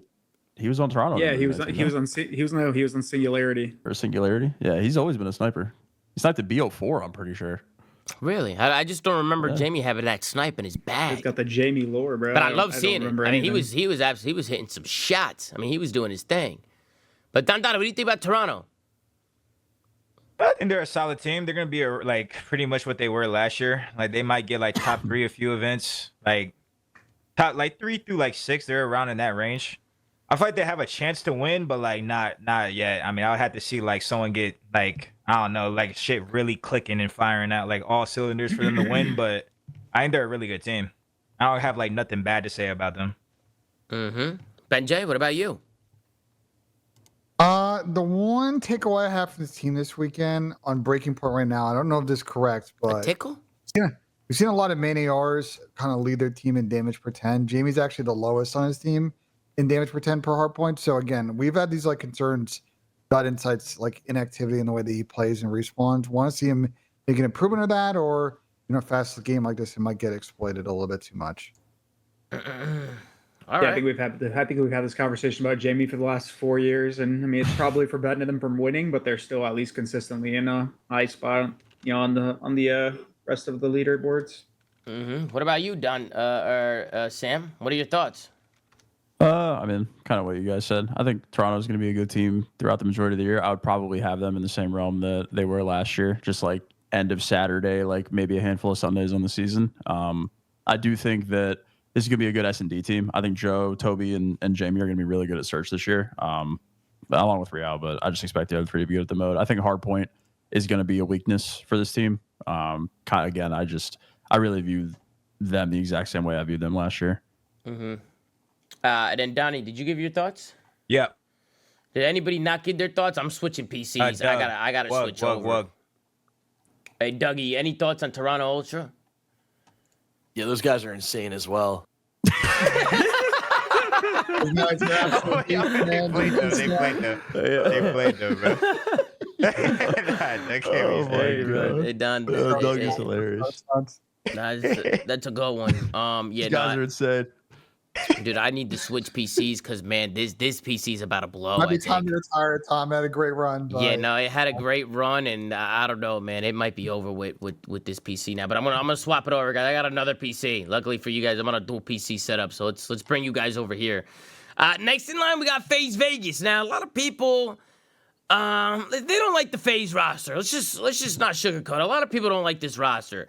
I actually think this roster is going to turn a lot of heads, man. I just think when it comes to, like, discipline and fundamentals, they're going to be a smart team. Like, I think they're going to be just a good team. Like, I think they're going to be a gritty, ratty team that's just going to be hard to play against. I loved what I saw from Abuza so far. I mean, with the Flank Invitational, the Pro-Am today. Bro, I think Abuza is actually gross at this game. Love watching him snipe as well. He was another one that I didn't really... know that he had like a snipe in his bag. Like seeing him running around with the sniper and getting active has been cool to see. Draza literally sounded like he was dying, bro. He couldn't talk this weekend. So they were pretty much 3v4 in the comms. But seeing 04 and Simp play off each other has been fun to watch. 04 is really good at just hitting those flanks, man. Like hitting those timings, hitting those pinches. Which, by the way, I think a lot of this game is, a lot of it's just forerunning and flooding, but, you know, if you can get ahead of the game, I think the pinches and the flanks can be deadly, man, if you're hitting them at the right times. And I think 04 and Simper are going to be doing that. I do really like this team. I think it's going to be a good team. Obviously, my bias is probably showing. I see people in the chat saying top 6, a couple people in the chat saying top 6. I think they're going to be better than that, personally, but I'm curious to see what you guys think. Donnie, we'll start with you. I would love to hear what you think about FaZe Vegas. Do you think this is a good team, Don, or do you think they're kind of in that like top 6 mid-pack type of role there? Like, what do you think, Don? I think they're a good team. I was actually like low on them going into this year, like, but just based on what I've seen, I think they're better than what I thought they would be. I actually thought they would like not be that good at all, just because I mean, bro, you're losing MC and Abizi, and you're replacing them with people like Abuza 04. Mm-hmm. But, like, Abuza is fucking frying. Like, I don't know if I just didn't know ball, but, like, I thought Abuza was, like, the worst on Surge last year. So I probably was just brain dead or something. Or this guy ball. Just... Yeah, yeah. It's either I was brain dead or, like, this guy just became... this guy became God, bro. I just thought Nasty was frying. Like, whenever I watched Surge last year, Nasty was frying, too. So, it was like... Nasty was, like... No, Abuza's insane, bro. Like, Nasty and Abuza were close, I feel like. Like, yeah, from what I would watch. Nasty just had absurd, like, series. And, like, but he was, like... Not as consistent. Not as consistent. I just feel like Nasty and Abuza were close last year. It wasn't like Abuza was 10 times better than them. But like Abuza looks like legit like a top 5 like AR, like maybe even a player right now. Like he is legit frying. He's the best on his team right now. So someone on this show said Abuza might put up an all-star level performance this season. I wonder. Said that a few episodes ago. Yeah, he is frying, bro. I mean, Abuza's gotten better every year. I'll tip you, Ben. You said that. You said that you would do that, Ben. Benjay, what do you think about this roster, Benjay? I did also, say that I wasn't sure about his S&D. That being said, he was ripping with the sniper. I felt like they got absolutely waxed by Optic in a G2 series. I think Kyle Kremp was running circles around them and Estral. I think they just didn't adapt to the 2 subs quick enough in this tournament. So I want to see what it looks like when 04 and Simp are pulling out those 2 subs. Zach's pulling out a 3rd sub in a lot of situations. Say Colossus, and then we can kind of judge. But I think their hardpoint concepts look really good. I think their S&D look good. I'm a little concerned with how stiff they are in Overload, so I guess we'll kind of see about that mode because I have some questions there potentially. Mm-hmm. Sam, your thoughts? I wasn't low on this team. I was of the opinion that it just wasn't like when you were looking at Thieves or Optic, it just wasn't as exciting of a roster to like look at on paper. But I always thought that this team was still going to be good, even if they didn't have MC or Abizi anymore. I thought that S&D was going to be the backbone of this team. I think this entire roster is absolutely fucking gross at S&D. And I thought that was going to be like pretty much their win condition for the whole season and majority of series. But their hard point actually looked fucking great this weekend. Abuza's snipe also, again, did not know he had that. He was probably the best sniper this weekend. I don't think that guy missed a shot. So, I mean, I think that this team is good, and I think they'll be competing for the majority of Sundays. If they get a consistent respawn under their belt, I think their search is going to be disgusting all year. Yeah, it'll be a good Surge team. What about you, Duarte? What are your thoughts? You think this will be a good team this year? I think a lot of people kind of have them top 4, top 6. What do you think, it's Duarte? gonna be a good team. I mean, we're just gonna have to wait to see if Simp hits that form that he does. Like I feel like he has that form every single year, like at least at one point or at least for 1 or 2 stages. So just patiently waiting, because if Abuza's already playing well, 04 did pretty good. I think Draza didn't play the best, but then just when Simp hits that form at some point, this team will be a good team. Mm-hmm. For sure. Yeah, a lot of people are probably confused by this post by Damon, but don't worry, guys. We'll get there, guys. We'll get there. When we're talking about the last 2 teams on this list, Optic Texas and Genomates, man, we got a few things to talk about from that series, man. But anybody else got any final thoughts on the Faze Vegas team? Any other final thoughts? Obviously still early, but I just think this team's going to be better than what people are saying, personally. But any other final thoughts, guys? Ray said that Zach was very sick as well. So yeah, he was very sick. Obviously not contributing. If you watch the stream, and shout out to him for pulling through, he literally couldn't talk. I was watching yesterday at one point in one of the matches, like Sim told him to stop calling out. So we'll see what happens if they actually have 4 people they can call out. So he's that sick, damn. Yeah, he was really sick. Yeah, the fact that he was playing was actually insane, because he couldn't even talk. But he still had the stream on. He still had it on. Still had the stream live. That's typical. Which is awesome to see from Draza. But yeah, that's going to be Faze Vegas. Now let's move on to a team that surprised all of us, I think, this weekend. We got Cloud9 New York. We got Afro, Beans, Mac, and Vivid. These guys got a top 4 placing here in the 75K. And I'll be honest, the way that they were playing off each other, I mean, you got to tip it. I mean, these guys were actually looking nice on the map. Afro is insane. Everything revolves around Afro with this team. I think Afro, he went back to Challengers, and he made Challengers his bitch. Afro was frying in Challengers. He did. I mean, he was frying. And now to see him doing it in the CDL, I'm just happy to be saying his name again, because I think a lot of people wrote him off, and just to see Afro getting back in there and doing what he's doing right now. I mean, Afro's, he's been around for years, right? I mean, Afro, when was he in the league? Years ago. So to see him back now is just cool to see. And then I think the rest of the guys, obviously Mac and Vivid, they came from that Challengers team. They got a lot of chemistry. Those guys know each other really well. Beans, he's looking great with the sniper rifle. We know Beans likes to snipe and stuff.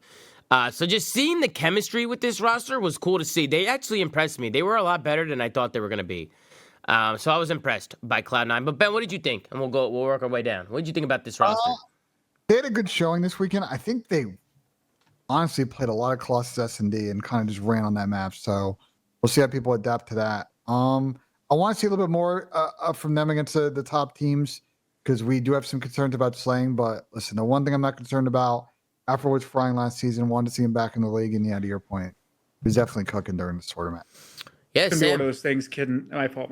No, you're good, Duarte. Go ahead. We'll go with you, Duarte. I just want to say one thing. I just want to know if they're going to be able to keep this type of form, right? They looked pretty good for an entire season, because that was kind of the same thing with Afro when he was on Thieves. It's can he keep playing well and playing discipline as the game develops, or is he going to fall back? Same thing with everyone else on the team. Yeah, I mean, that is my concern with this team. I just think this comp of players may struggle to just consistently give 110 every day. The other concern that I have is also watching their S&D, they're putting Reese again in that watch pinch rotator spot, and he was super hit or miss last year with Carolina on that. So I do think teams are going to see that and probably try to exploit that pretty early on in the league this year. Mm-hmm. Sam, what do you think about this roster? This was actually my underrated dark horse pick for the year. So to see them get a top 4 off the rip was pretty cool. When this team got announced, I know a lot of people were flaming it, but I was actually of the opinion that they were better than people were giving them credit for. So it's cool to see obviously a top 4 again. I think they have a good recipe for the search with, Beans with the snipe, like you mentioned. Afro's playing well, but I think this is just a team that is going to pick up the game quick and play off each other well. All the problems that you guys mentioned are my problems as well, just longevity and consistency as a team. But early in the year, I think, again, they just play well together. I mean, Mac and Reese have been boys and teaming for I don't know fucking how long at this point, but yeah, I mean, they were my underrated pick for the season, so to see them start out well was pretty cool. Yep, Dandata, what are your thoughts? I'm getting put in the fucking Pat hater seat right now, but it's all good, Don. Let you guys be real, Don. You guys are just gassing them up, but like guaranteed to miss. I mean, I'm not trying to hate too hard. I mean, they did good, yada yada yada, whatever. But like, I think like these guys won't like be able to keep this up. Respectfully, I don't think these guys will be that good. Some teams are just randomly good at the beginning of the game. Like even my team in BO4, look at it on paper, you would not think we were as good as we were, and it just worked. I think that's probably the case here. They just played good for this tournament, and I'm not too sure about them. Like honestly, Don, what do you think if I told you that their schedule to split is G2 Vancouver, Miami Guerrillas, FaZe Boston, and Riyadh Falcons? No Optic, no Thieves, no Toronto. They kind of dodge most of the top teams to split. Like you think they might make? They might go like 3 and 4, like on a good couple weeks, like 2 and 5 maybe. That's what I would say. Yeah, that's what I would like put my money on. Would you agree with that, Benji? Would you agree? I mean, I think if they're them, and the G2 obviously look great today. We'll get to them in a bit, but like I think there's a chance that they could exploit this and like get off to a hot start and make winners bracket. And yeah, they may get dumpstered by that next team, but I think there's a chance they come back and will go placing a major one with the good schedule here. So, Donnie, you think they should? Like all I'm saying is like all these teams that overperformed, like not all of them are just gonna keep doing this. Like someone has to come back to earth. Like I don't know. I'm just being realistic. Like I said, I mean, if they keep doing good for them. Yeah, that is true. But I just don't see it. Like we've seen these names for a while now, right? So it's like, how good can they be? Like we don't really know what their ceiling is. Like they're looking good right now. It's early game, but what's their ceiling looking like? Because we've seen these players a lot. How are these guys going to be able to keep it up throughout the rest of the year? I mean, we'll just have to wait and tell and kind of see more from them. But any other final thoughts on that roster, guys? All right, and let's move over to the team that got third place. Okay, now this roster was, I think this roster exceeded all expectations. We got G2. Ladies and gentlemen, we got Estriel, Kremp, Mamba, and Skies. I do want to give a shout to Kremp real quick. I feel like Kremp has been good for multiple years now. I feel like a lot revolves around him. Like the way that he plays the game. I mean, he dropped, 50-something kills on a map today? Which I don't know. What was the exact number? Because that's probably going to beat a kill record for a while. Yeah, at 53. I mean, 53 kills is insane. But, I mean, just seeing what Kremp is doing around the map, I do want to give him some gas because I feel like this is not the first game where Kremp is looking nasty at it, and, he hasn't always had the best teams, I'll be honest, around him. And this was a team is just a lot of question marks, right? I mean, you see Mamba and you see Skies and you think, okay, kind of two like main AR roles, but Mamba and Skies, am I the only one who feels like they got a little bit more pep in their step than you thought in this game? I mean, Skies was flying around with a sniper today. Mamba was taking routes and making plays. They're just playing so much faster than I thought they were going to play. But what do you think? He's just got some confidence, his confidence back or something. Like he's playing way more aggressive and kind of doing his thing. And shout out to him because he did say that he was going to start doing that after the whole situation with like New York, and then obviously him going down to Optic, and even Optic had slightly improved right before he got dropped, and so I mean it's good to see that he's actually playing well. But yeah, Mamba, that guy's gross. That guy's good as fuck. And he's new, so he's got a lot to show out. Yeah. What do you think, Donnie? I thought this team wasn't going to be the greatest, but they're actually better. I think like I could just tell, like it's not like I could just tell Caesar just looks more comfortable on the game. Like last year, he just did not look like he was like a great player on the map. This year, he actually looks like classic Caesar. He's going to be actually like impactful on the map and like make plays. I've been high on Mamba. I feel like his story is insane. Just him never even winning a cup and then winning his first cup and then just start winning, and now he's in the league like in like a 4-month span is fucking insane. Yeah. Not Mac and Reese. I'm tweaking. Estriel and Kremp. Estriel and Kremp play well together. I mean, Estro, we knew he had potential, but like literally when Ken joined the team, he just started getting cooked. I don't know if like Ken was bitching, made him uncomfortable, whatever the case might be. But before Ken joined the team, when Paul was on the team, Estro was playing really well. So I mean, he played solid today and throughout this tournament. So I think this team actually looks good, bro. Give him some credit. Yeah, Estro played well as well. Hey, wake up. I mean, they've been doing their thing. What about you, Sam? What are your thoughts so far on this roster? I thought this team was fucking ass. Tier list episode we did. I thought these guys were awful. I thought they were fucking. This team sucked. I thought they were horrible. Bro, their S&D looks crazy, man. Kremp's always been a good search player Snipes too. I think Kremp looked awesome today. I think Caesar Snipe was one of the best ones of the weekend as well. I think he's like definitely like top 3 at this point. I thought they just worked well together. I thought Kremp obviously had a couple crazy takeover moments. I think Mamba, for me, definitely passed the eye test. There were moments, a lot of them in search when he was put in the clutch, but a lot of situationals and respawn as well. He seemed like he has like a good head on his shoulders for the game. He's making a lot of heads up plays. So I was pleasantly surprised. I hope they keep it up. I don't know if they will, but they're a fun team to watch. And they were fucking running worlds. So I'm excited. We'll see what happens. Is that everybody? Did everybody get their thoughts? Is Doug here? Hey, Doug, you got some thoughts? These guys are insane. Kremp is crazy. He's really good. Really, really good player. Really proud of him. Really happy for this team's success. Doug smacked the head. Doug is going NPC mode, bro. Doug, are you faded right now? Doug is going NPC mode right now. Doug smacked the pen before the episode, bro. He's got to be faded. Doug is off the shit, bro. GG's. Listen, Tom, with this team, they were really on their ABCs today. Always be challenged. I just felt like they came in this tournament and adapted, to the sub buff, and they were playing super quick, and they embarrassed a lot of teams at how fast they were playing. So let's see if they can keep this up. It seems kind of now have a feel for how this game plays out. But if Estro and Kremp are playing this way, the sub pressure this team can generate with what they got behind them in the AR duo, like they could be a dark horse team. I see the upside here. I'm on board.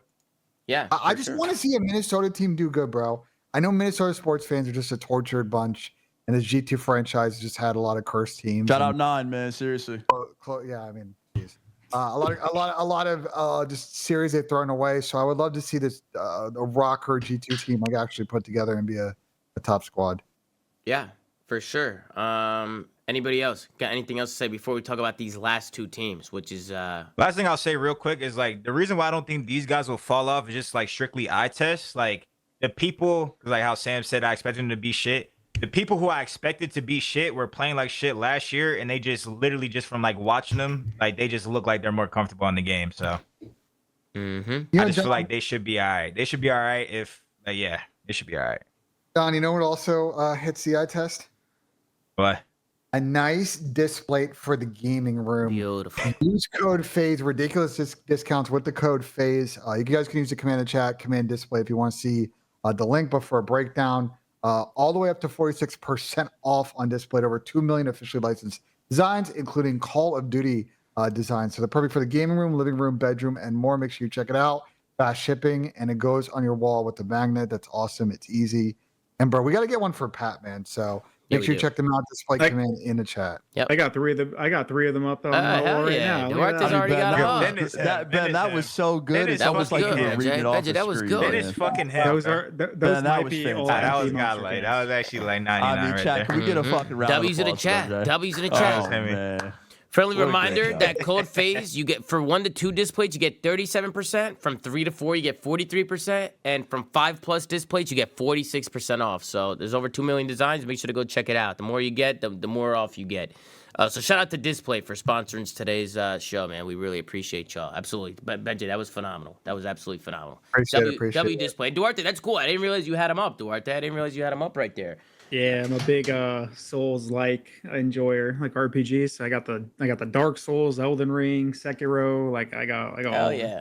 Oh, that looks nice. Yeah, they just sent me. This is the Black Ops 7 one. They went crazy with this one, and this one's a lot bigger than the ones that I have, because I have some in LA, but this one's massive.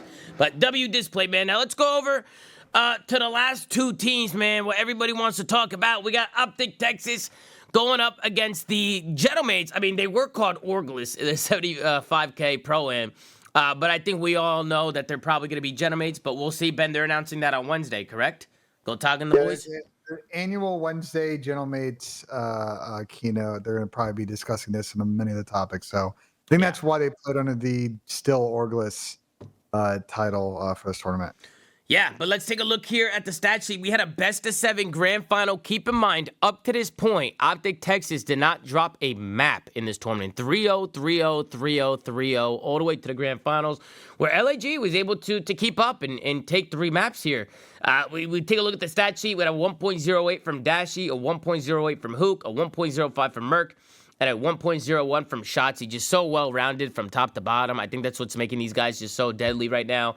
On the other side, you got a 1.09 from Dan Ghosty, but everybody else negative. You have a 0.95 from Dylan Envoy, a 0.92 from Neptune, a 0.87 from Dante. Everybody negative except for Dan. It's just, they had a hard time keeping up in the slaying department in some of these maps. But LAG put up a good fight. It's the only team to take some maps off of Optic. Again, I think they were the closest team, besides for the Stallions, when playing Optic.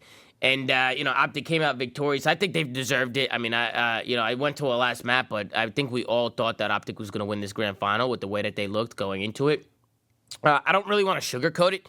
I think Optic Texas is by far S tier, and I think they're the only team in S tier right now. I think they're in a tier of their own, and I think you can see it, just the way that they're playing the game, the way they're playing off each other, and just the pace that they're making decisions and moving around the map. These guys are going to be a tough team to beat all year, man. Merc really was just like a missing piece to the puzzle for these guys, and to see them all like come together again in a different game. You have Hook and Shotzzy constantly pinching, constantly taking routes. They both know their timing so well. And then when you get through that, you got to get through Merc, who is just, he doesn't miss. Like, Merc's just not missing right now. And then, of course, once you get through Merc, you got to get through Dashy, right? It's just, from top to bottom, it's just such a well-rounded team. Duarte, we'll start with you. We'll work our way up. What did you think about these teams, man? Optic Texas and the Gentlemates. Because, Sam, I know you were really high on the Gentlemates, and they looked really, really good this weekend. So we'll start with Chris, and then we'll work our way up. Chris, what did you think? I want to just show some love to the Gentlemates first. Yeah, Sib looked really good with the sniper. Definitely a lot better in Search and Destroy with that weapon in his hands. He was deadly the whole weekend. Neptune had a couple of standout performances. He still be scamming sometimes, but like, you give him a pass because overall he's very consistent. He just needs to work on that if he wants to become a winner. Because right now, even though he makes it very far in tournaments, he's just not a winner. And then Ghosty's massively stepped up for this team. He looks so comfortable on this game, and it's just so weird because when he's slotted in these super teams, he just falls back into these roles where he's just not playing well. But then every time he gets like sent to the Shadow Realm and has to make a team with like other people that got dropped or underrated players or this and that, he just always seems to play well. So I don't know. He just stepped up. And Envoy, it's typical Envoy. He didn't really seem like anything too bad about him this weekend, and he played pretty well. So these guys surprised, because I feel like we were all questioning whether these guys were going to mesh, attitudes and stuff like that. And granted, it's early, 9 days in, they seem like, they're meshing pretty well so far. And then, of course, we got Optic Texas. I mean, these guys haven't fucking skipped a beat. Like you said, Merc was the missing piece. Hook is fucking already unreal at this game. Shotzi's basically already mastered the movement. Guy freaking hit the first ninja in competitive COD. And Brandon just basically didn't miss this series. So, there's nothing bad to say about this team. It seems like they got a good grasp of how the game is played and the pacing that needs to be played, and they adapted immediately to, like, the weapon changes. They got 2 subs out, and Hook and Shotzzy are pretty much already ahead of the curve in that facet. So, these guys are fucking unreal. Yeah, what about you, Donnie? What are your thoughts? I agree with a lot of things that he said. It's just so crazy that, like, now, like, I was actually in a call with Kyler. We're just, like, looking for little nerdy stuff on the map. Like, he's in between rounds. Like, he just 3-0'd the team, and he's still like, yo, let's go over nades. Like, let's try to find something else. Like, I feel like they're like so talented, and they're still like trying to get ahead in like every single way they possibly can. At least like him and like Shotzzy, at least. Maybe the other two are just on Mars, just not missing a shot. But at least Shotzzy and Kyler are like always trying to get an edge. Like, he's showing like jump spots, how to jump into fucking windows, which are gun up the whole entire time. Like, they're already thinking like next level, and they already like shoot straight and have the chemistry. They're just at an advantage, and they're like taking advantage of the advantage by like working even harder and like fucking grinding, finding everything they can. So like, I can't do nothing but tip it. And I was actually high on the Gentlemate's roster going into this year, just because I feel like it's the same team as the last year's Thieves, but like Sip for Scrap. Obviously, obviously him and Net play a little bit different than Hydra and Scrap. Obviously, Hydra and Scrap are like some of the biggest superstars in the league, but like Sip and Nep have that potential. I just feel like it's like the roles fit well, you know? Like I just thought they were naturally gonna like play well based on how they naturally play, like on their separate teams. So yeah. Made sense. They got kind of pissed on the second den when they played each other in finals. But if you go, I was telling my team this, I'm like, I think we need to watch this fucking first den. Like, I think it was like 250 to 208. I just feel like both teams were like reading the map like well. Like both teams were like, it looked like they had already been playing den HP for like months. Like I feel like people were early. Merc was at the P4 hella early, chilling out the front, playing his life. Like that, I feel like was like a good example of like how the game should be played, like from both teams, like playing it well. Mm-hmm. But I feel like both teams are good. Yeah. What about you, Sam? What are your thoughts? I wish Pat was here so I could yell at him about Gentlemates.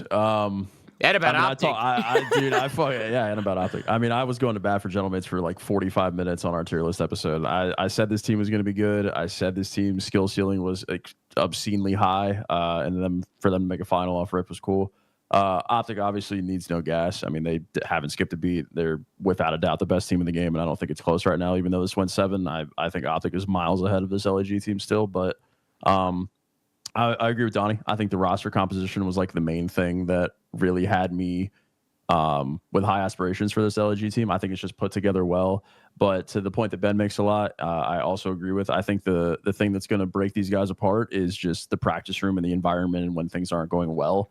I think that's really going to be the thing that can make them kind of go on a little bit of a downtrend. But when things are going well, I think they're going to go really well for this LAG team. I think the skill ceiling is high. I think Dan looked fucking great all weekend, going from an LAT team where I think he kind of got scapegoated just a little bit, and he kind of defaulted back into that like go to the hill IGL style thing.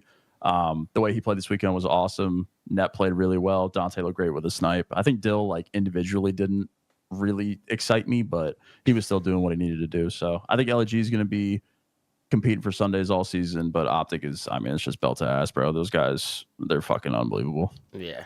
Oh, shit. Yo, Dan's POV looked crazy, but his POV looks nuts in this game. Like, he's looking smooth on the map right now. He's looking nice. Dan looks really good, bro. He looks like how he looked when he was on Thieves the first year, when he was just like surrounded by people that weren't superstars and he was like the guy on the team. That's what he looked like this weekend. Yeah. What about you, Benjay? What are your thoughts? Both these teams look great. I think for Optic, we were talking about a lot in the watch party. I think watching them play, they take advantage of the fact that people haven't played. They just play this game for 10 days.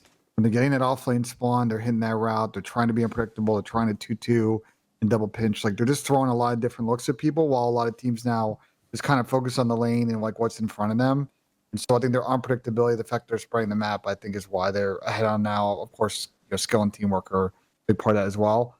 I think for Gentlemates, it was a great showing. I thought they were really tough out, especially in S&D. And I thought especially after, the overload, I think they thought they would kind of crumble. I thought after the searches for an exposure, they would crumble. Like they battled back. I think the only thing for Gentlemates for me is how they played the last two maps. Two of the last 3 maps. I think the plays they made on both the exposure, S&D with the rock spot, and the supposed stair glitch and smoking the feet plays they were doing in the score S&D, I think it's just tough to see when you get to maps 5 and 7. They just kind of throw away all that goodwill. I just have been kind of, playing like the lowest tier of COD, like the sort of BM COD that I think people don't want to see. Mm-hmm. Yeah. They were cheesing. They were trying to abuse the cheese. They were cheesing, and I honestly think that rock spot. Speaking of cheese. The rock spot should probably be a banned spot. It's not even like a GA spot. I mean, if you can't see someone the rock has to be this is a glitch. This is a glitch spot. This ain't like a cool spot that you can get into. This is a straight up glitch. This guy's in a rock. They can't see him. He's looking through walls. Like this isn't even the bad one, bro. He had his knife out going for like YY ninja diffuses in Bops 1 on the next one. He was trying everything to not get seen. I mean, you could see it in my face. I mean, there's no way. This has got to be. I mean, he did it twice. I mean, this has got to be G8, right? Like, there's no way that should ever be allowed in a professional match. To be honest with you, so I'm actually surprised he did it. But I mean, whatever, they lost the map anyway, so it didn't really matter too much. But We were having this argument with Clay because it's like, what's allowed, what's not allowed, right? Because we saw a couple times. He was rage baiting. He was rage baiting. He wasn't being serious. Clay was trying to cheese. Yeah. Yeah, you know how he is. Is this an attendant line of sight? Is this an 20 attendant line of years sight? old, rage baiting, bro.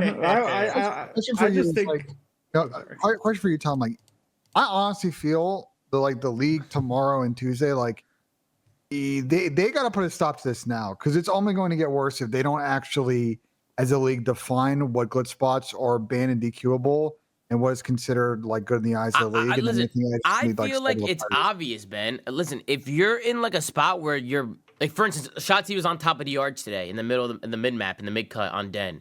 Right, like you can see him standing on top of the arch, right? Like it's not like he's in some spot where he's not visible and you can't see him, right?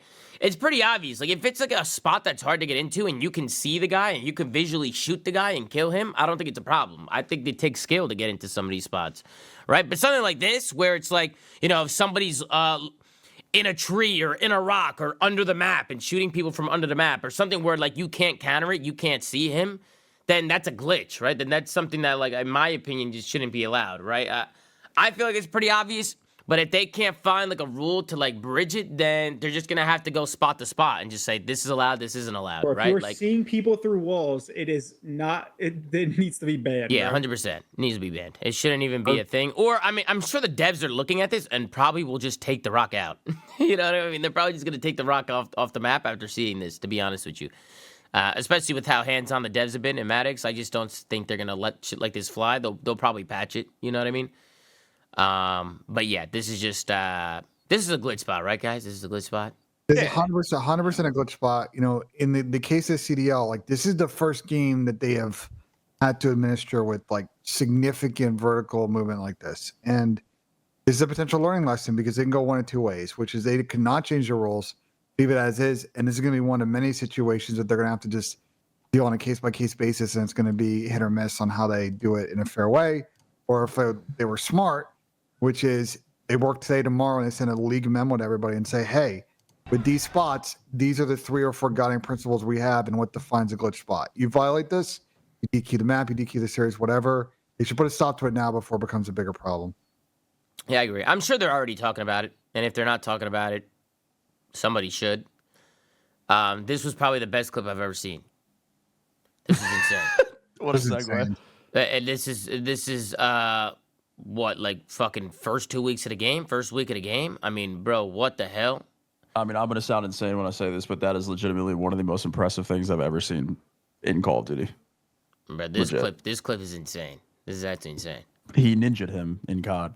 And it's just crazy because usually, like, you ever watch, like, old CODs and you go back and watch the first week of the game and everybody just looks like bots? And then you watch, like, the end of the game and everybody's obviously just turned, you know, because they get used to it. Yeah. Hey, bro, this is the first week of the game and he's doing shit like this. You know what I mean? Which is crazy, bro. This is crazy. What do they call that? They call that a ninja, right? It's a ninja. Yeah. Yeah, that was... Anybody got anything to say about this? I'm the only one. Me and Sam are the only He's ones elite, who bro. think He's this is elite. We fucking just been DSing crazy. him. Like, he's elite, bro. I mean, yeah, we Elite. gotta He's give him. credit where He's credit's due, bro. You know what I mean? He's Like, him. bro, this is fucking insane. Like, he's him. He's him. Like, he's actually him. That boy. Def. You know what I mean? Damn, bro. It's crazy. Unbelievable. Any other final thoughts from today's matches to the 75K Pro-Am, this clip? I mean, any final thoughts about anything today?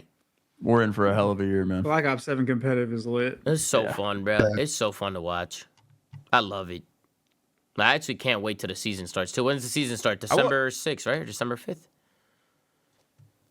I have no clue. I was gonna ask him like, what y'all feel about Overload? Because I feel like that shit was actually kind of lit, bro.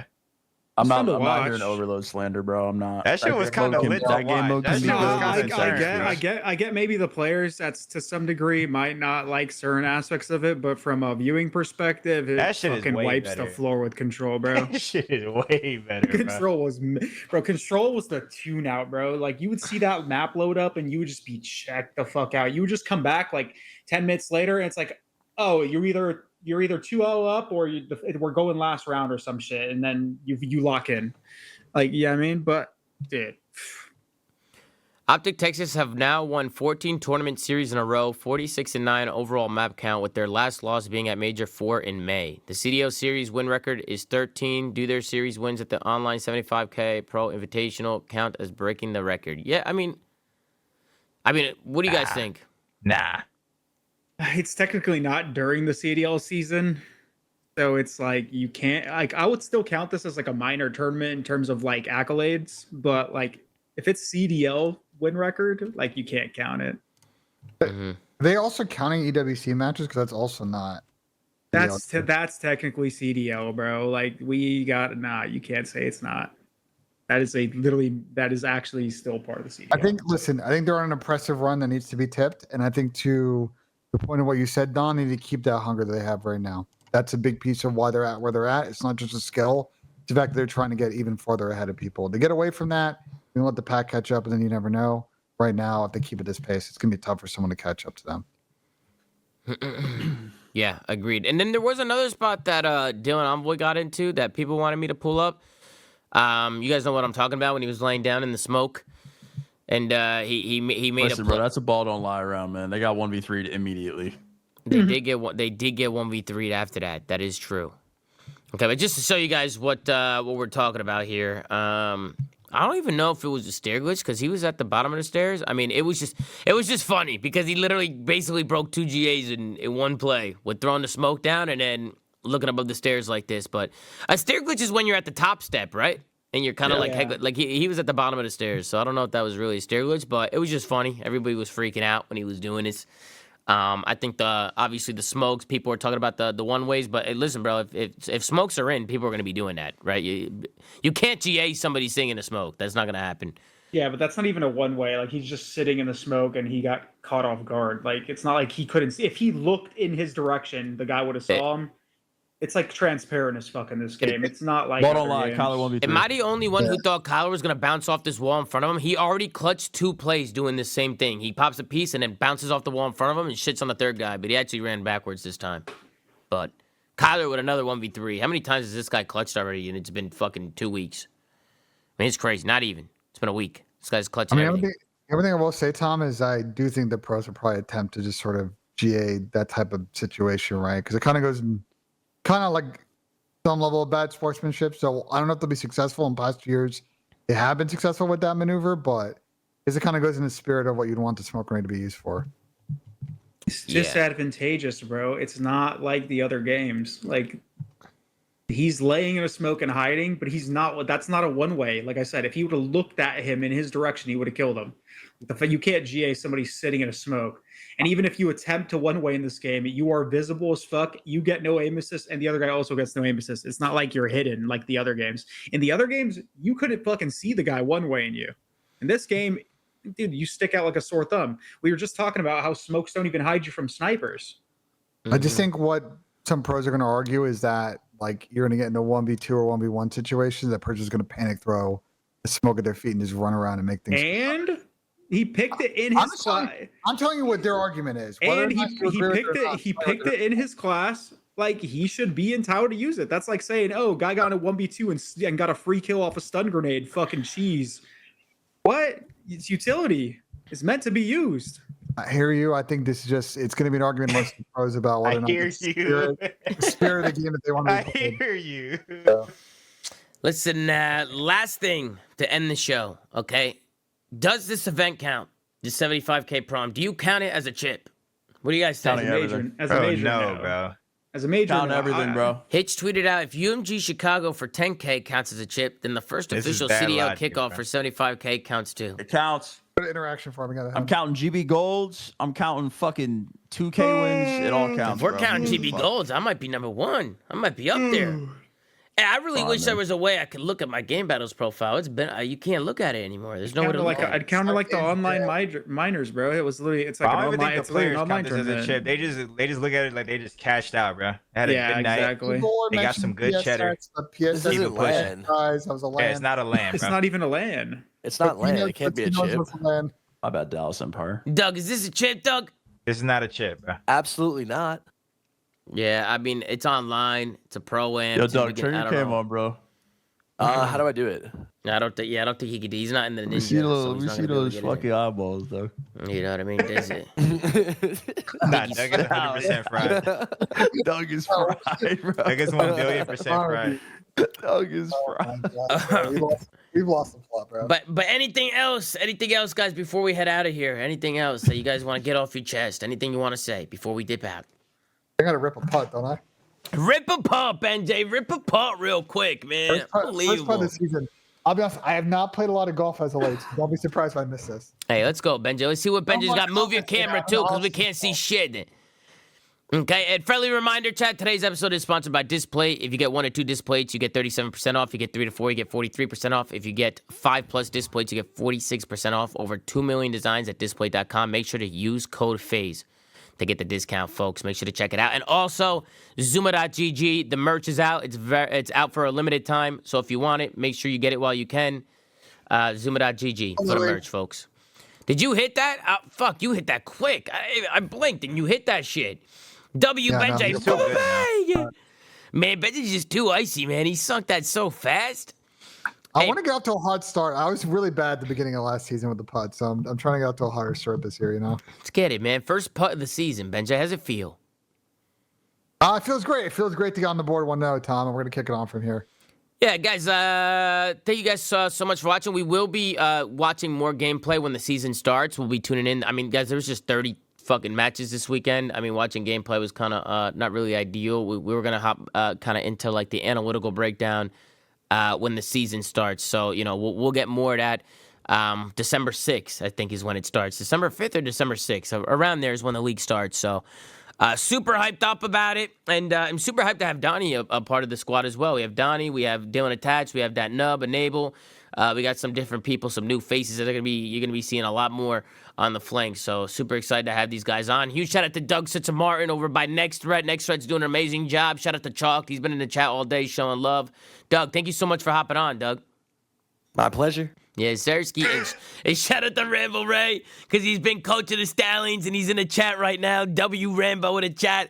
But guys, like I said, Command Display, if you want to know everything about Display, ZOOMA.gg for merch. And guys, make sure to like, comment, and subscribe. If you're watching on YouTube, go to anchor.fm/theflank. Go audio says we're on. Go follow at the flank on X. Gersh doing a phenomenal job running social per usual. ZOOMA.gg for the merch. And yeah, man, that's going to do it for us. We'll see you guys in the next one. Probably, we might do like a pre-show before the season starts. I mean, we'll see when the next episode's going to be. Just make sure you guys are obviously just subscribed, following the channels, and all that good stuff. And you'll know when we go live. But come December 6th, man, we're going to be pumping out flanks like crazy. So I'm excited for it. Take care, brush your hair, stay safe, stay blessed. And we'll see you guys next time on another episode of The Flank, man. Take it easy, guys. Good night, man. Thank you guys for watching. Slowly.